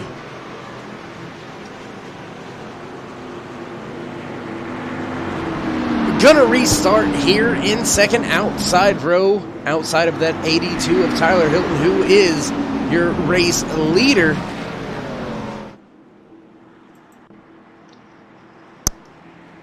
Lance Yancey starting in third, Gordon Larson Jr. starting in fourth, Dustin German starting in fifth. Chris Medford was able to go down pit road from the lucky dog. He finds himself in sixth. Everybody else took the wave around. 13 cars on the lead lap as we get set to go back. Green flag racing. Pace car lights come back on. So we will go around the track one more time here. Have a couple of cars hitting pit road once again. And man, I tell you what, a driver that still is going to come out of here with, well, let's see what ended up happening to him. Looks like Alan Westman back in the 13th position, finds himself last car on the lead lap, but still running in 13th. That's still a net gain of 20 positions. So that Iron Man award still looking like it's going to go home with the 17 crew here tonight after they leave Texas Motor Speedway. Ford Buttstain pace car lights are off. This time we will go back green flag racing. You see the long train of cars back there that took the wave around, all starting on the inside, and Dustin German is stuck way back in the field, running in the sixth position, but he has got a lot of cars to get around before he passes the car for position When will Tyler Hilton hit the gas? Oh, boy, here we go. Don't do that to me now. Let's go. But staying off. There you go. And he has hit the gas. Tyler Hilton wasting no time getting on the gas here tonight. Brian Mescal Jr. late on the gas. Lance Yancey now side by side on his rear.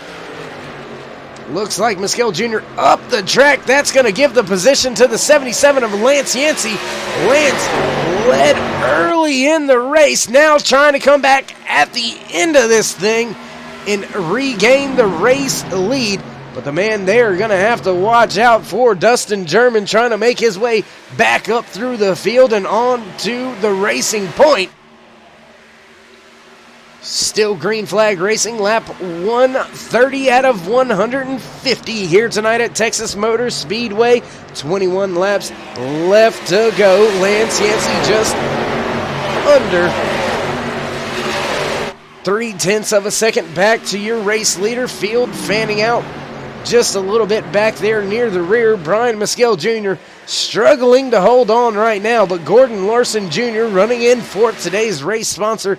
Heck of a job there. You see him right there in that black Wounded Warrior Project 01 Chevy Impala. The 21 of Jeffrey Vandervoort is scored as the first car one lap down. That is the car you see just behind that Superman AC Delco Chevy Impala of Brian Mescal Jr. And we have got a battle for the race lead once again.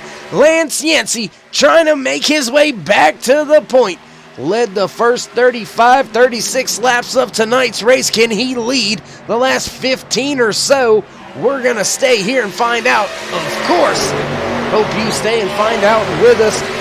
Still keeping him at bay. Tyler Hilton positioning that 82 machine just where he needs it to be. And Brian Mescal Jr. now making a run back at Lance Yancey. Mescal only 0.3 of a second off of your race leader. Lance right there on that bumper going into turns 1 and 2. Can he make it stick down there on the bottom just behind your race leader Tyler Hilton down the back stretch? Lance looking inside now, slotting back in for entry to 3.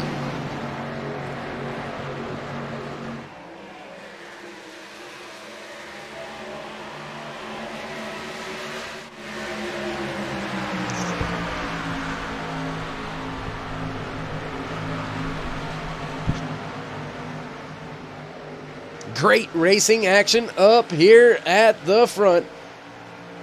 Gordon Larson Jr. rounding out your top 4. Caution is out on the racetrack. Looks like Chris Medford in the 84 machine may have been involved. Let's back it up. Take a look with our turn 3 replay. Yep, there you see a little bit of contact. Not sure who that was with. We'll back it up one more time. Take a little closer look at this. It looks like Medford and Day had a little bit of discrepancy over some real estate. Just a little tap there and around he goes. Whoa! Big moment for Roger Muth. Medford showing us his wheelman skills right there. Spinning it all the way around. Jerks it in gear. Back down the racing surface he goes. Great job minimizing the damage there for Chris Medford. But now we're going to have another restart. 16, make it 15 when we cross the line. Laps to go here at Texas Motor Speedway. Will the field hit pit road? Tyler Hilton staying out. Lance Yancey trying to fake out the field. We'll see if anybody else elects to come down pit road. Looks like everybody's staying out. Chris Berg now hitting pit road. Troy Radford, Cole Day, Roger Muth, Alan Westman, Chris Medford, all hitting pit road. So that's about 7th on back, electing to come down pit road. Looks like Jeffrey Vandervoort in the 21 machine will get the lucky dog. He will be the 14th car on the lead lap when we get set to go back. Green flag racing. Man, if it wasn't exciting enough, they're going to make it a little bit more exciting. So I tell you what, we're going to step away for just a brief moment. We'll be right back with all the racing action here, live from Texas Motor Speedway.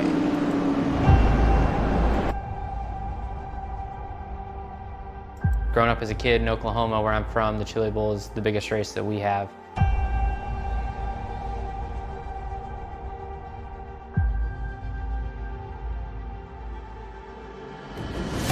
The Chili Bowl has kind of been my favorite race of the year.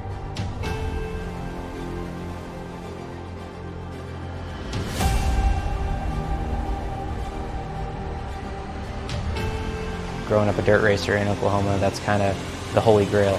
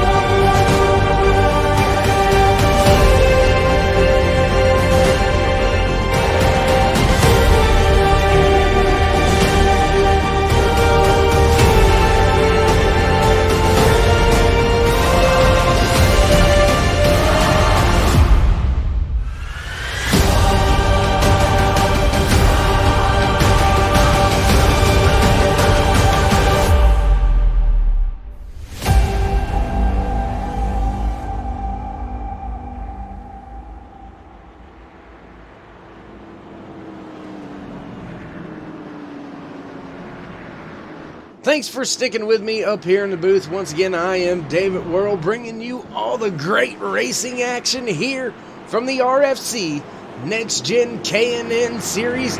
It's the Wounded Warrior Project 150. These drivers have put in a ton of laps already. 13 laps left to go. 12 when we take the green flag after our latest caution here today.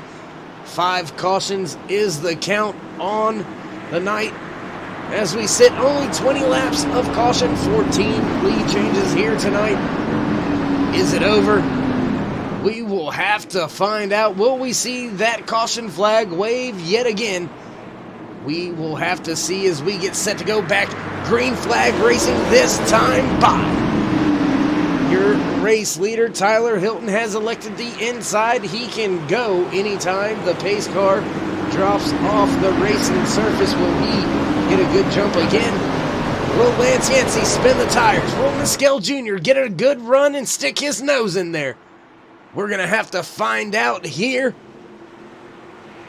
when we drop the green flag again. Pace car off. Field in the hands of your race leader. Hilton hits the gas and off we go. Back green flag racing here at Texas Motor Speedway.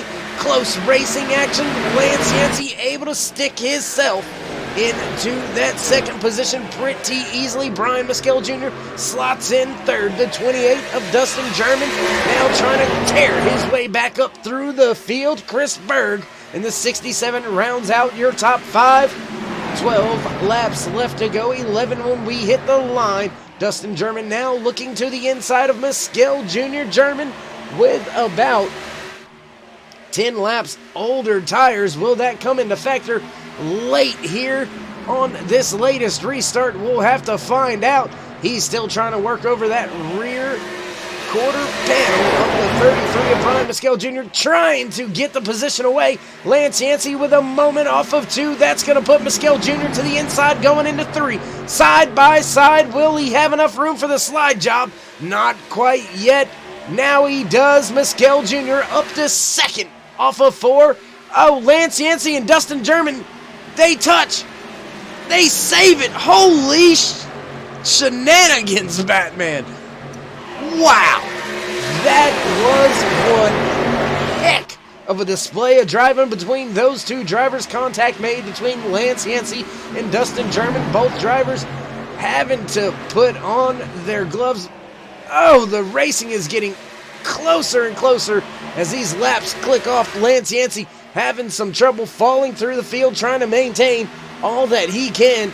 Almost got into that 49 of Troy Radford as Lance has fell back now from outside pole to the 6th position. Brian Mescal Jr. up here at the front. He's trying to get the job done. Can he get up there to the bumper of Hilton, as we have got 9 laps left to go here tonight at Texas Motor Speedway. Now make it 8.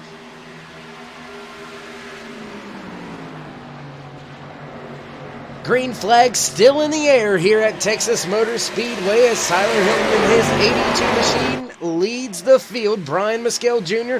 just under 0.2 of a second behind him.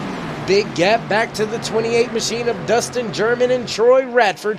Gordon Larson Jr. finds himself rounding out the top 5, and now Lance Yancey trying to make a run back to the top of the field, and we have got a battle for the race lead going into turn 1 and 2.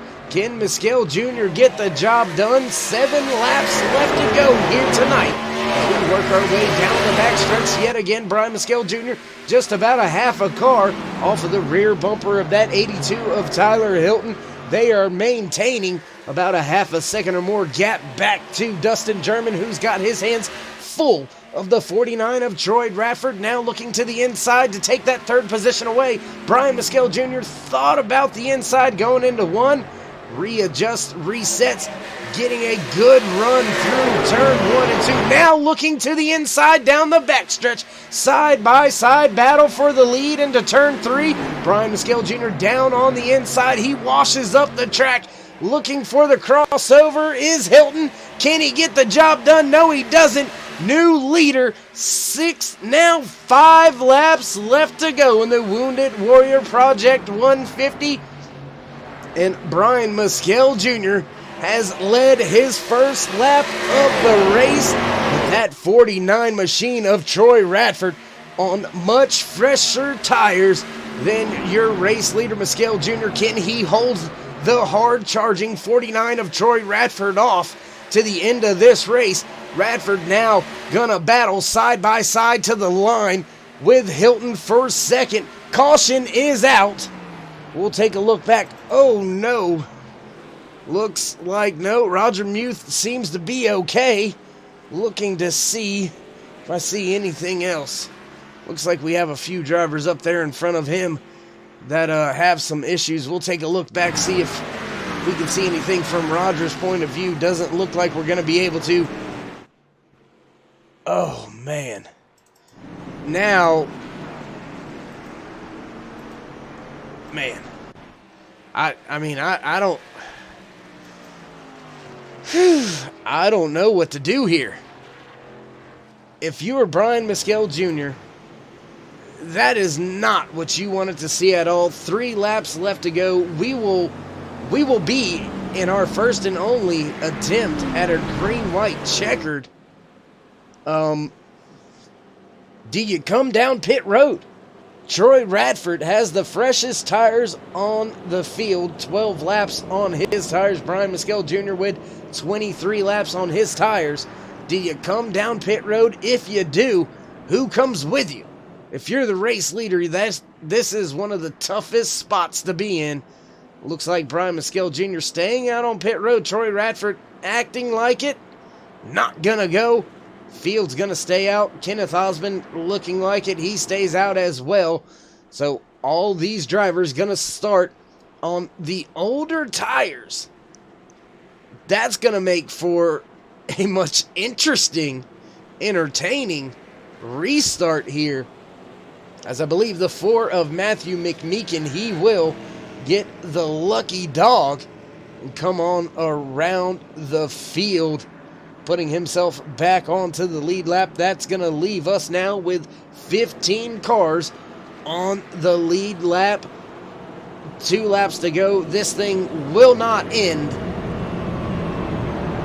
in the regular scheduled distance, as we've received this time by. We'll get the 2 to go, so we will head into overtime.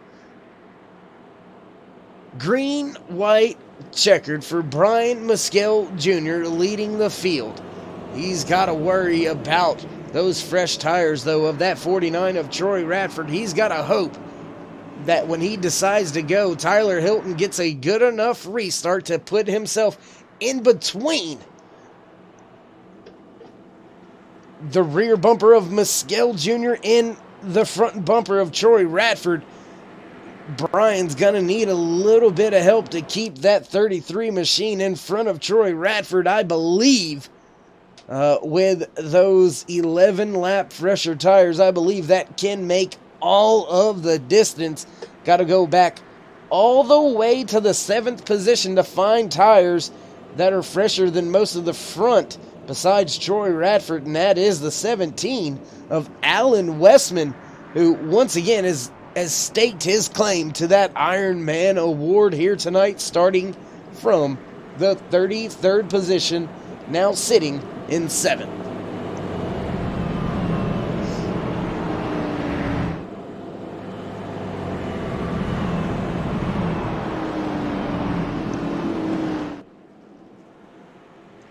See a lot of drivers trying to keep some heat in their tires, trying to keep the grip level as good as they can.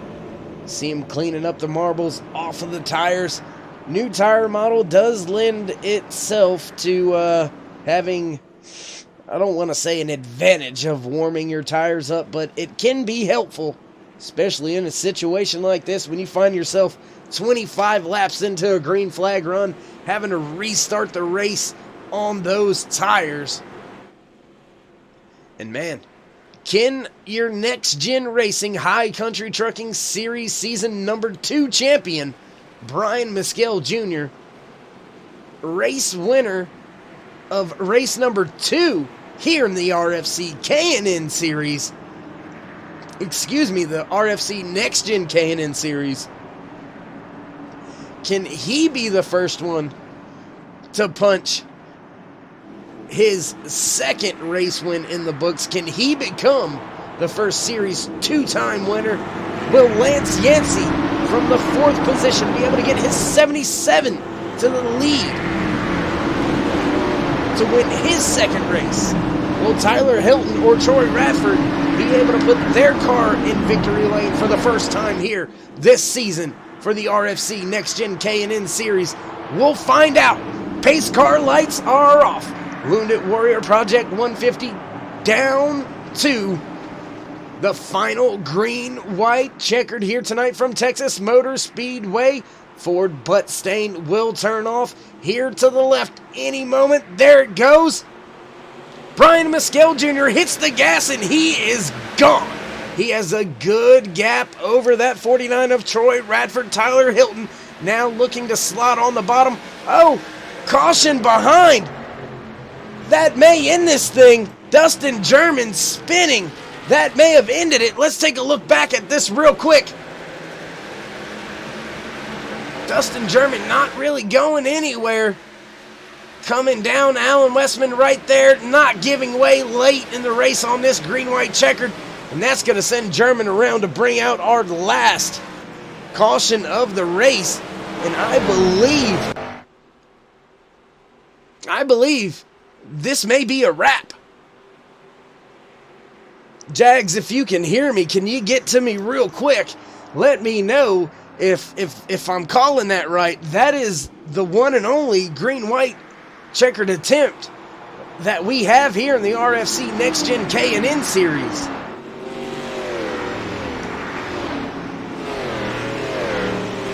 I believe Brian Mescal Jr. has come out smelling like roses here. I think he has got this race win. Pace car is out. We'll have to wait this out and see. Oh, thank you, Roger. Appreciate that. Don't poke me, man. You know that. Golly bum, son. There you have it. Race winner. Brian Mescal Jr. walking away with the top spot here tonight for the Wounded Warrior Project 150. And it is going to be one heck of a celebration for him and his 33 crew. As I had already stated, he was not liking the way his car was feeling and running. And there you see a little bit of love from the teammate, the 77 of Lance Yancey. Oh! Big moment for both of those drivers there after this thing was over. Brian Maskill Jr. bringing his car to a halt. Tyler Hilton finishing in second. Troy Radford finishing in third. Brian Maskill Jr. gonna give us some post-race shenanigans, celebration if you will. There you see the 9 of Travis Smith showing some congratulations as well. Great job by Brian Maskill Jr. and his crew. Gonna light it up a little bit now. Tell you what, while he enjoys his burning the tires off of that K&N machine, we're gonna step away. We'll be right back here at Turn 3 Racing Network with your driver post-race interviews. Don't go anywhere. We'll be right back.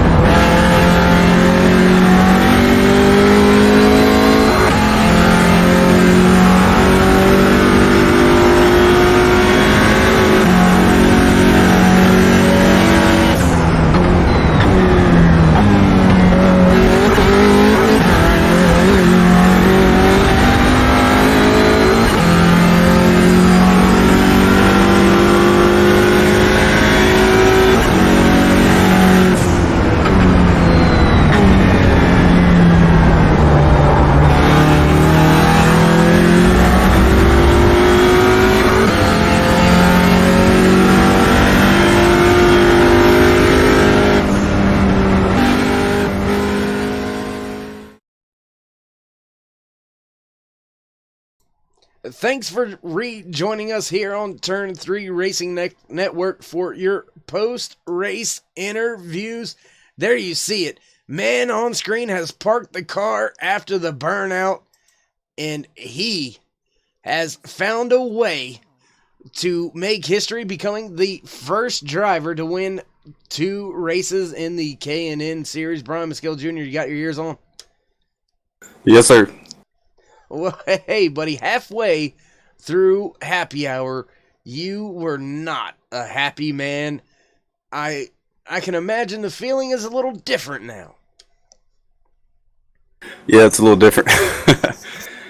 Couldn't figure out that speed them guys had for them fast times, but I found something about 15 laps into a run, and I got a lucky break with a caution. And that's the only reason I was up there. Well, man, I mean, you found a way to get up there, but then you found a way with a late restart and then a green-white checkered restart to maintain the position, walk away as the race winner. I mean, you still don't sound very happy to be a race winner. I'm happy. I just got to figure out what Troy's doing. That dude's fast as hell, and I know I ain't got the speed he's got. So it's aggravating. Yeah, I've won a couple races, but it's all dumb luck.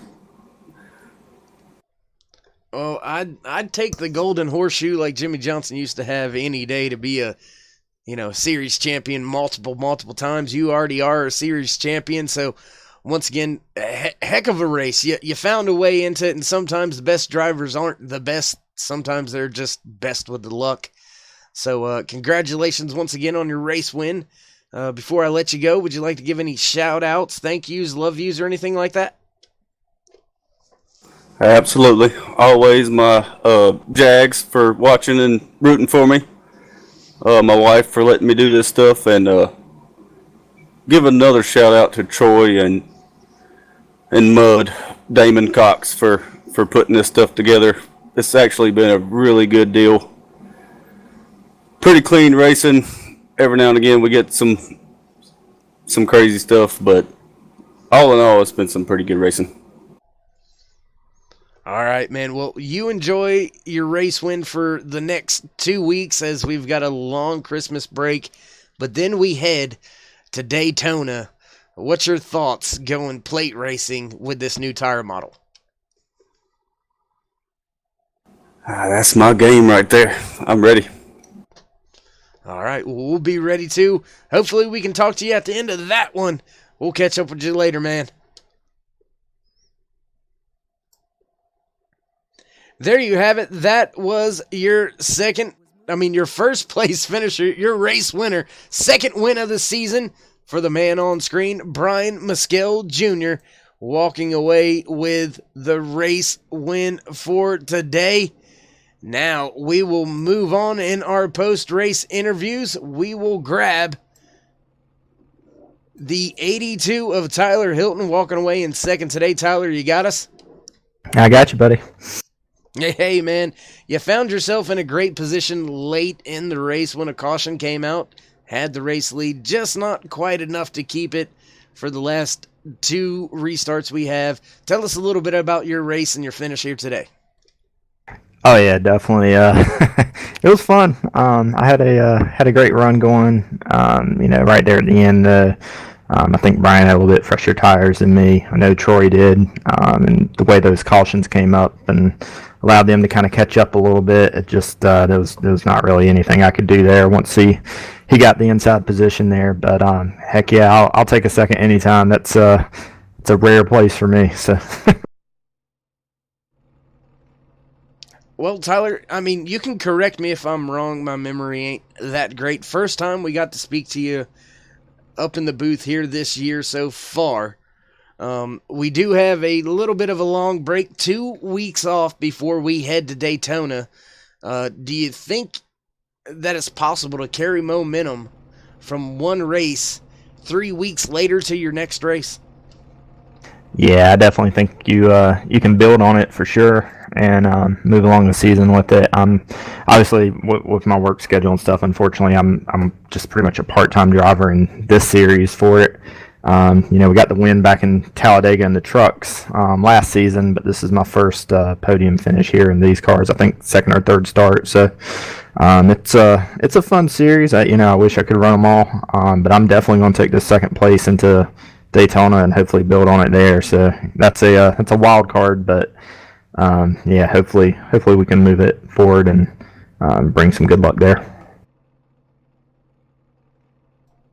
Well, Tyler, once again, man, great race. You found a way to finish inside the podium positioned yourself where you needed to be late in the race. Once again, congratulations on your second place. Before I let you go, you want to give any shout outs, thank yous, love yous, anything like that to anybody out there watching? Oh yeah, first off, Vegas Resiliency Center, that's the sponsor of my car. Definitely their cause is very important to me. Mission 22, Hilton Designs, Brandon Built Motorsports, and Xfinity driver Brandon Brown for their partnership with our organization at Falcon Motorsports. My teammates with Falcon, Troy Radford, Doug Wasaki, Chris Mefford, Tom Quattlebaum, he couldn't be here tonight.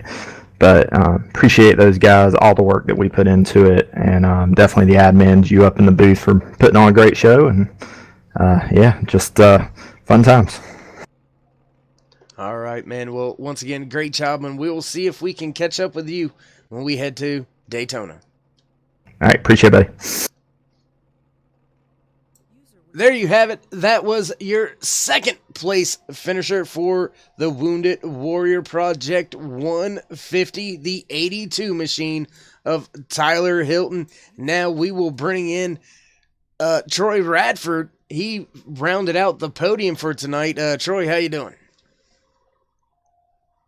I'm doing good, bud. How are you doing, man? Well, you know, I've been better, I've been worse, and, you know, if I complained, it wouldn't matter. That's true, actually. Yeah. Glad to actually be able to finish one of these things out a little bit and get to talk with you. Yeah, the last, I believe, 2 races were not very kind for you. Did have a good car here later in the race. Unfortunately, weren't able to have that last green-white checkered unfold under green conditions. Do you think you may have had anything for the race winner, Brian Maskell Jr., seeing how you had about 10 laps fresher tires? You think you could have maybe made a difference with that? So I think when it came down to the actual green-white checkered, I botched the start, and Tyler got down in front of me going into one, so I think that probably took away my shot at the win. I probably still would have ended up second. I had a good bit fresher tires, but where it really killed me was when that caution flew to bring out the green-white checkered. I had cleared Tyler, and I was about 0.3 a lap faster than Brian. So, I really think that's where I lost the race, was when not the green-white checkered caution, but the one to bring out the green-white checkered is where I think I lost my shot. Yeah, you were making up a lot of ground there before that all took place. However, I mean, you got to keep in retrospect or in hindsight, I guess, after DNFing a race or two, walking away with a podium ain't too shabby. Nah, I mean, you look at the other races, and I was, it's one of those games where you shoulda, coulda, woulda won, but you ended up not winning and finishing 16th and everything. And then in this one, where I was at best probably a 3rd or 4th place car, I had a legit shot to win at the end just because of the way that everything played out. So, I really can't complain. I hate that I didn't get that shot for it, but either way, it was a great race overall. Congrats to Brian. Brian drove a heck of a race, ran a smart race. And that's kind of what I always see out of Brian. Like, you'd never see Brian at the early part of the race, but dang it, he's always there at the end. And then Tyler, too. This is just a good track for him. He always runs well here, and I think that he had a real good shot there if everything played out a little bit different. It was an exciting race for sure. I mean, we had a little bit of caution issues there early in the race, but then we had almost 2 full green flag pit cycles. So, gonna ask you to put on your admin owner hat here for a second and put that driver's helmet down. Do you think the race was, or the season, I should say, is going off as well as expected? I think so. Here's the thing. We've got a ton of talented drivers in this league. I mean, nobody's going to dispute that. But where we've struggled, and again, talking from an admin standpoint, is the over-aggression on some people. You've got to show respect to other drivers. And, I've seen 2 races here where, we had just beautiful runs, long green flag runs, lots of respect being given. And then it's right at the end, we just get those cautions that trigger and just kind of bring out a few things. So I think that we're real close to having something really special here. If we can just get people to calm down a little bit. I mean, it's a few things that we're working through on our side. I'm actually, we've installed a driver's council. And again, this is admin facing stuff. It's not stuff that the fans usually see. but we have a driver's council that reviews incidents. Sometimes you may see somebody in the broadcast that gets booted to the back, and it's because they claimed a caution because they actually were the triggering point of that accident. And if somebody doesn't claim it, we have a driver's council that actually reviews it. So we're going through and reviewing a few incidents from tonight. And again, I love everybody here. I've raced with them for a long time. But, from a quality of racing standpoint, if we've got somebody that's, consistently an issue, then we're going to have to take actions on that. But not saying we've got anything coming down or anything, but just, again, talking admin, that's stuff that, race fans don't usually see. All right. Well, we appreciate you giving us the admin insight here at Turn 3 Racing Network, just to kind of know a little bit more of the workings on what's going on in behind the scenes out there on track and everything like that. But you can go ahead and throw that hat to the side and put your driver's helmet back on. And, you want to give any shout outs, thank yous, love yous, anything like that before we head on out of here? So first of all, to my lovely wife, for not having a child today, so I did get to race. So we're here within probably the next few days having another child. So I did get to race today. Now, if I could only get through my Tuesday race, then we're going to be okay. But I know, big shout out to her. She puts up with me spending a lot of time doing this, whether it's adminning or racing. Of course, you guys at Turn 3 Racing Network, you doing the broadcasting, Dave, just huge help there. The guys over at Falcon Motorsports put in a ton of time. Tyler had a great run. Chris, I think, maybe got his little damage early and was kind of playing from behind, but, overall, him and Doug, just some really good, solid guys. And, of course, for me personally, I always run National Kidney Foundation colors. It's something that really hits our family hard, so, very, always like to throw that out. All right. Well, Troy, Christmas baby on the way, so tell your wife, appreciate you being able to race tonight, and go ahead and get that thing born before Christmas, man. Yeah, exactly. All right, we will catch up with you in 3 weeks, maybe, if you're not on daddy duty. Hopefully it's not the duty part of the duty. You understand. Anyways, we'll catch up with you later, Troy. Hey, thank you, bud. There you have it. That was your third place finisher for tonight's race, Troy Radford.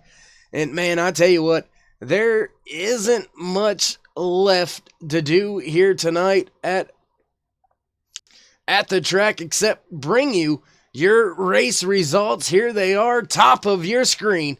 First place race winner Brian the Missile Miskel Jr.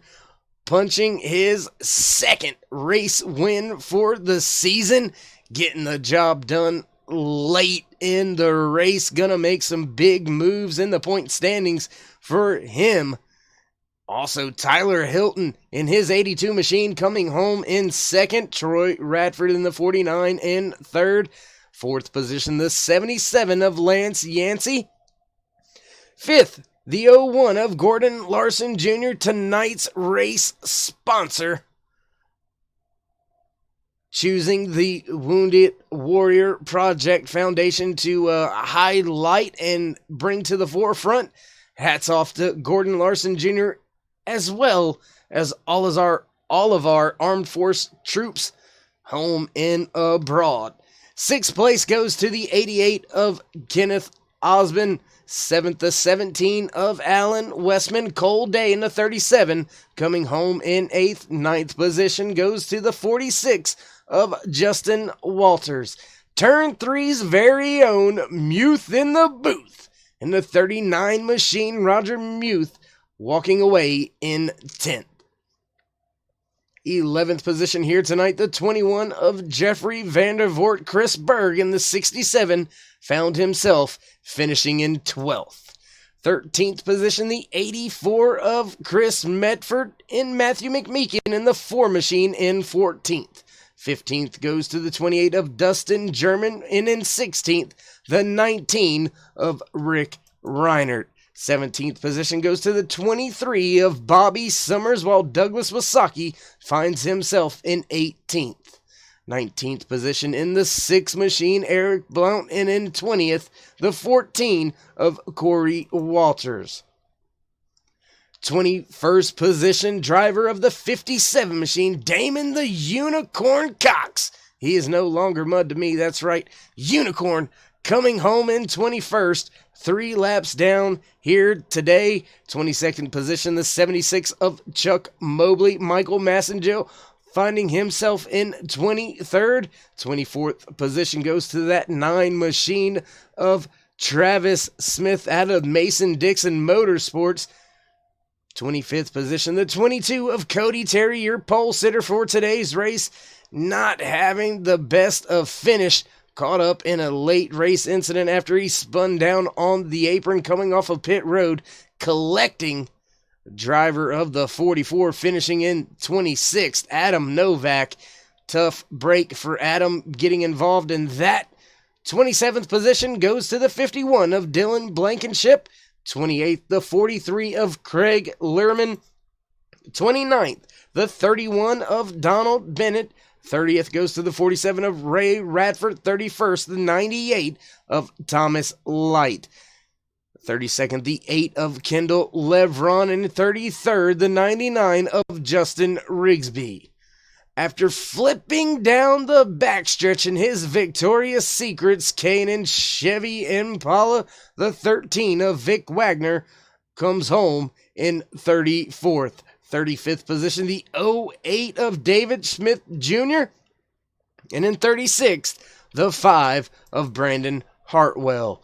That is the finishing order for tonight's race.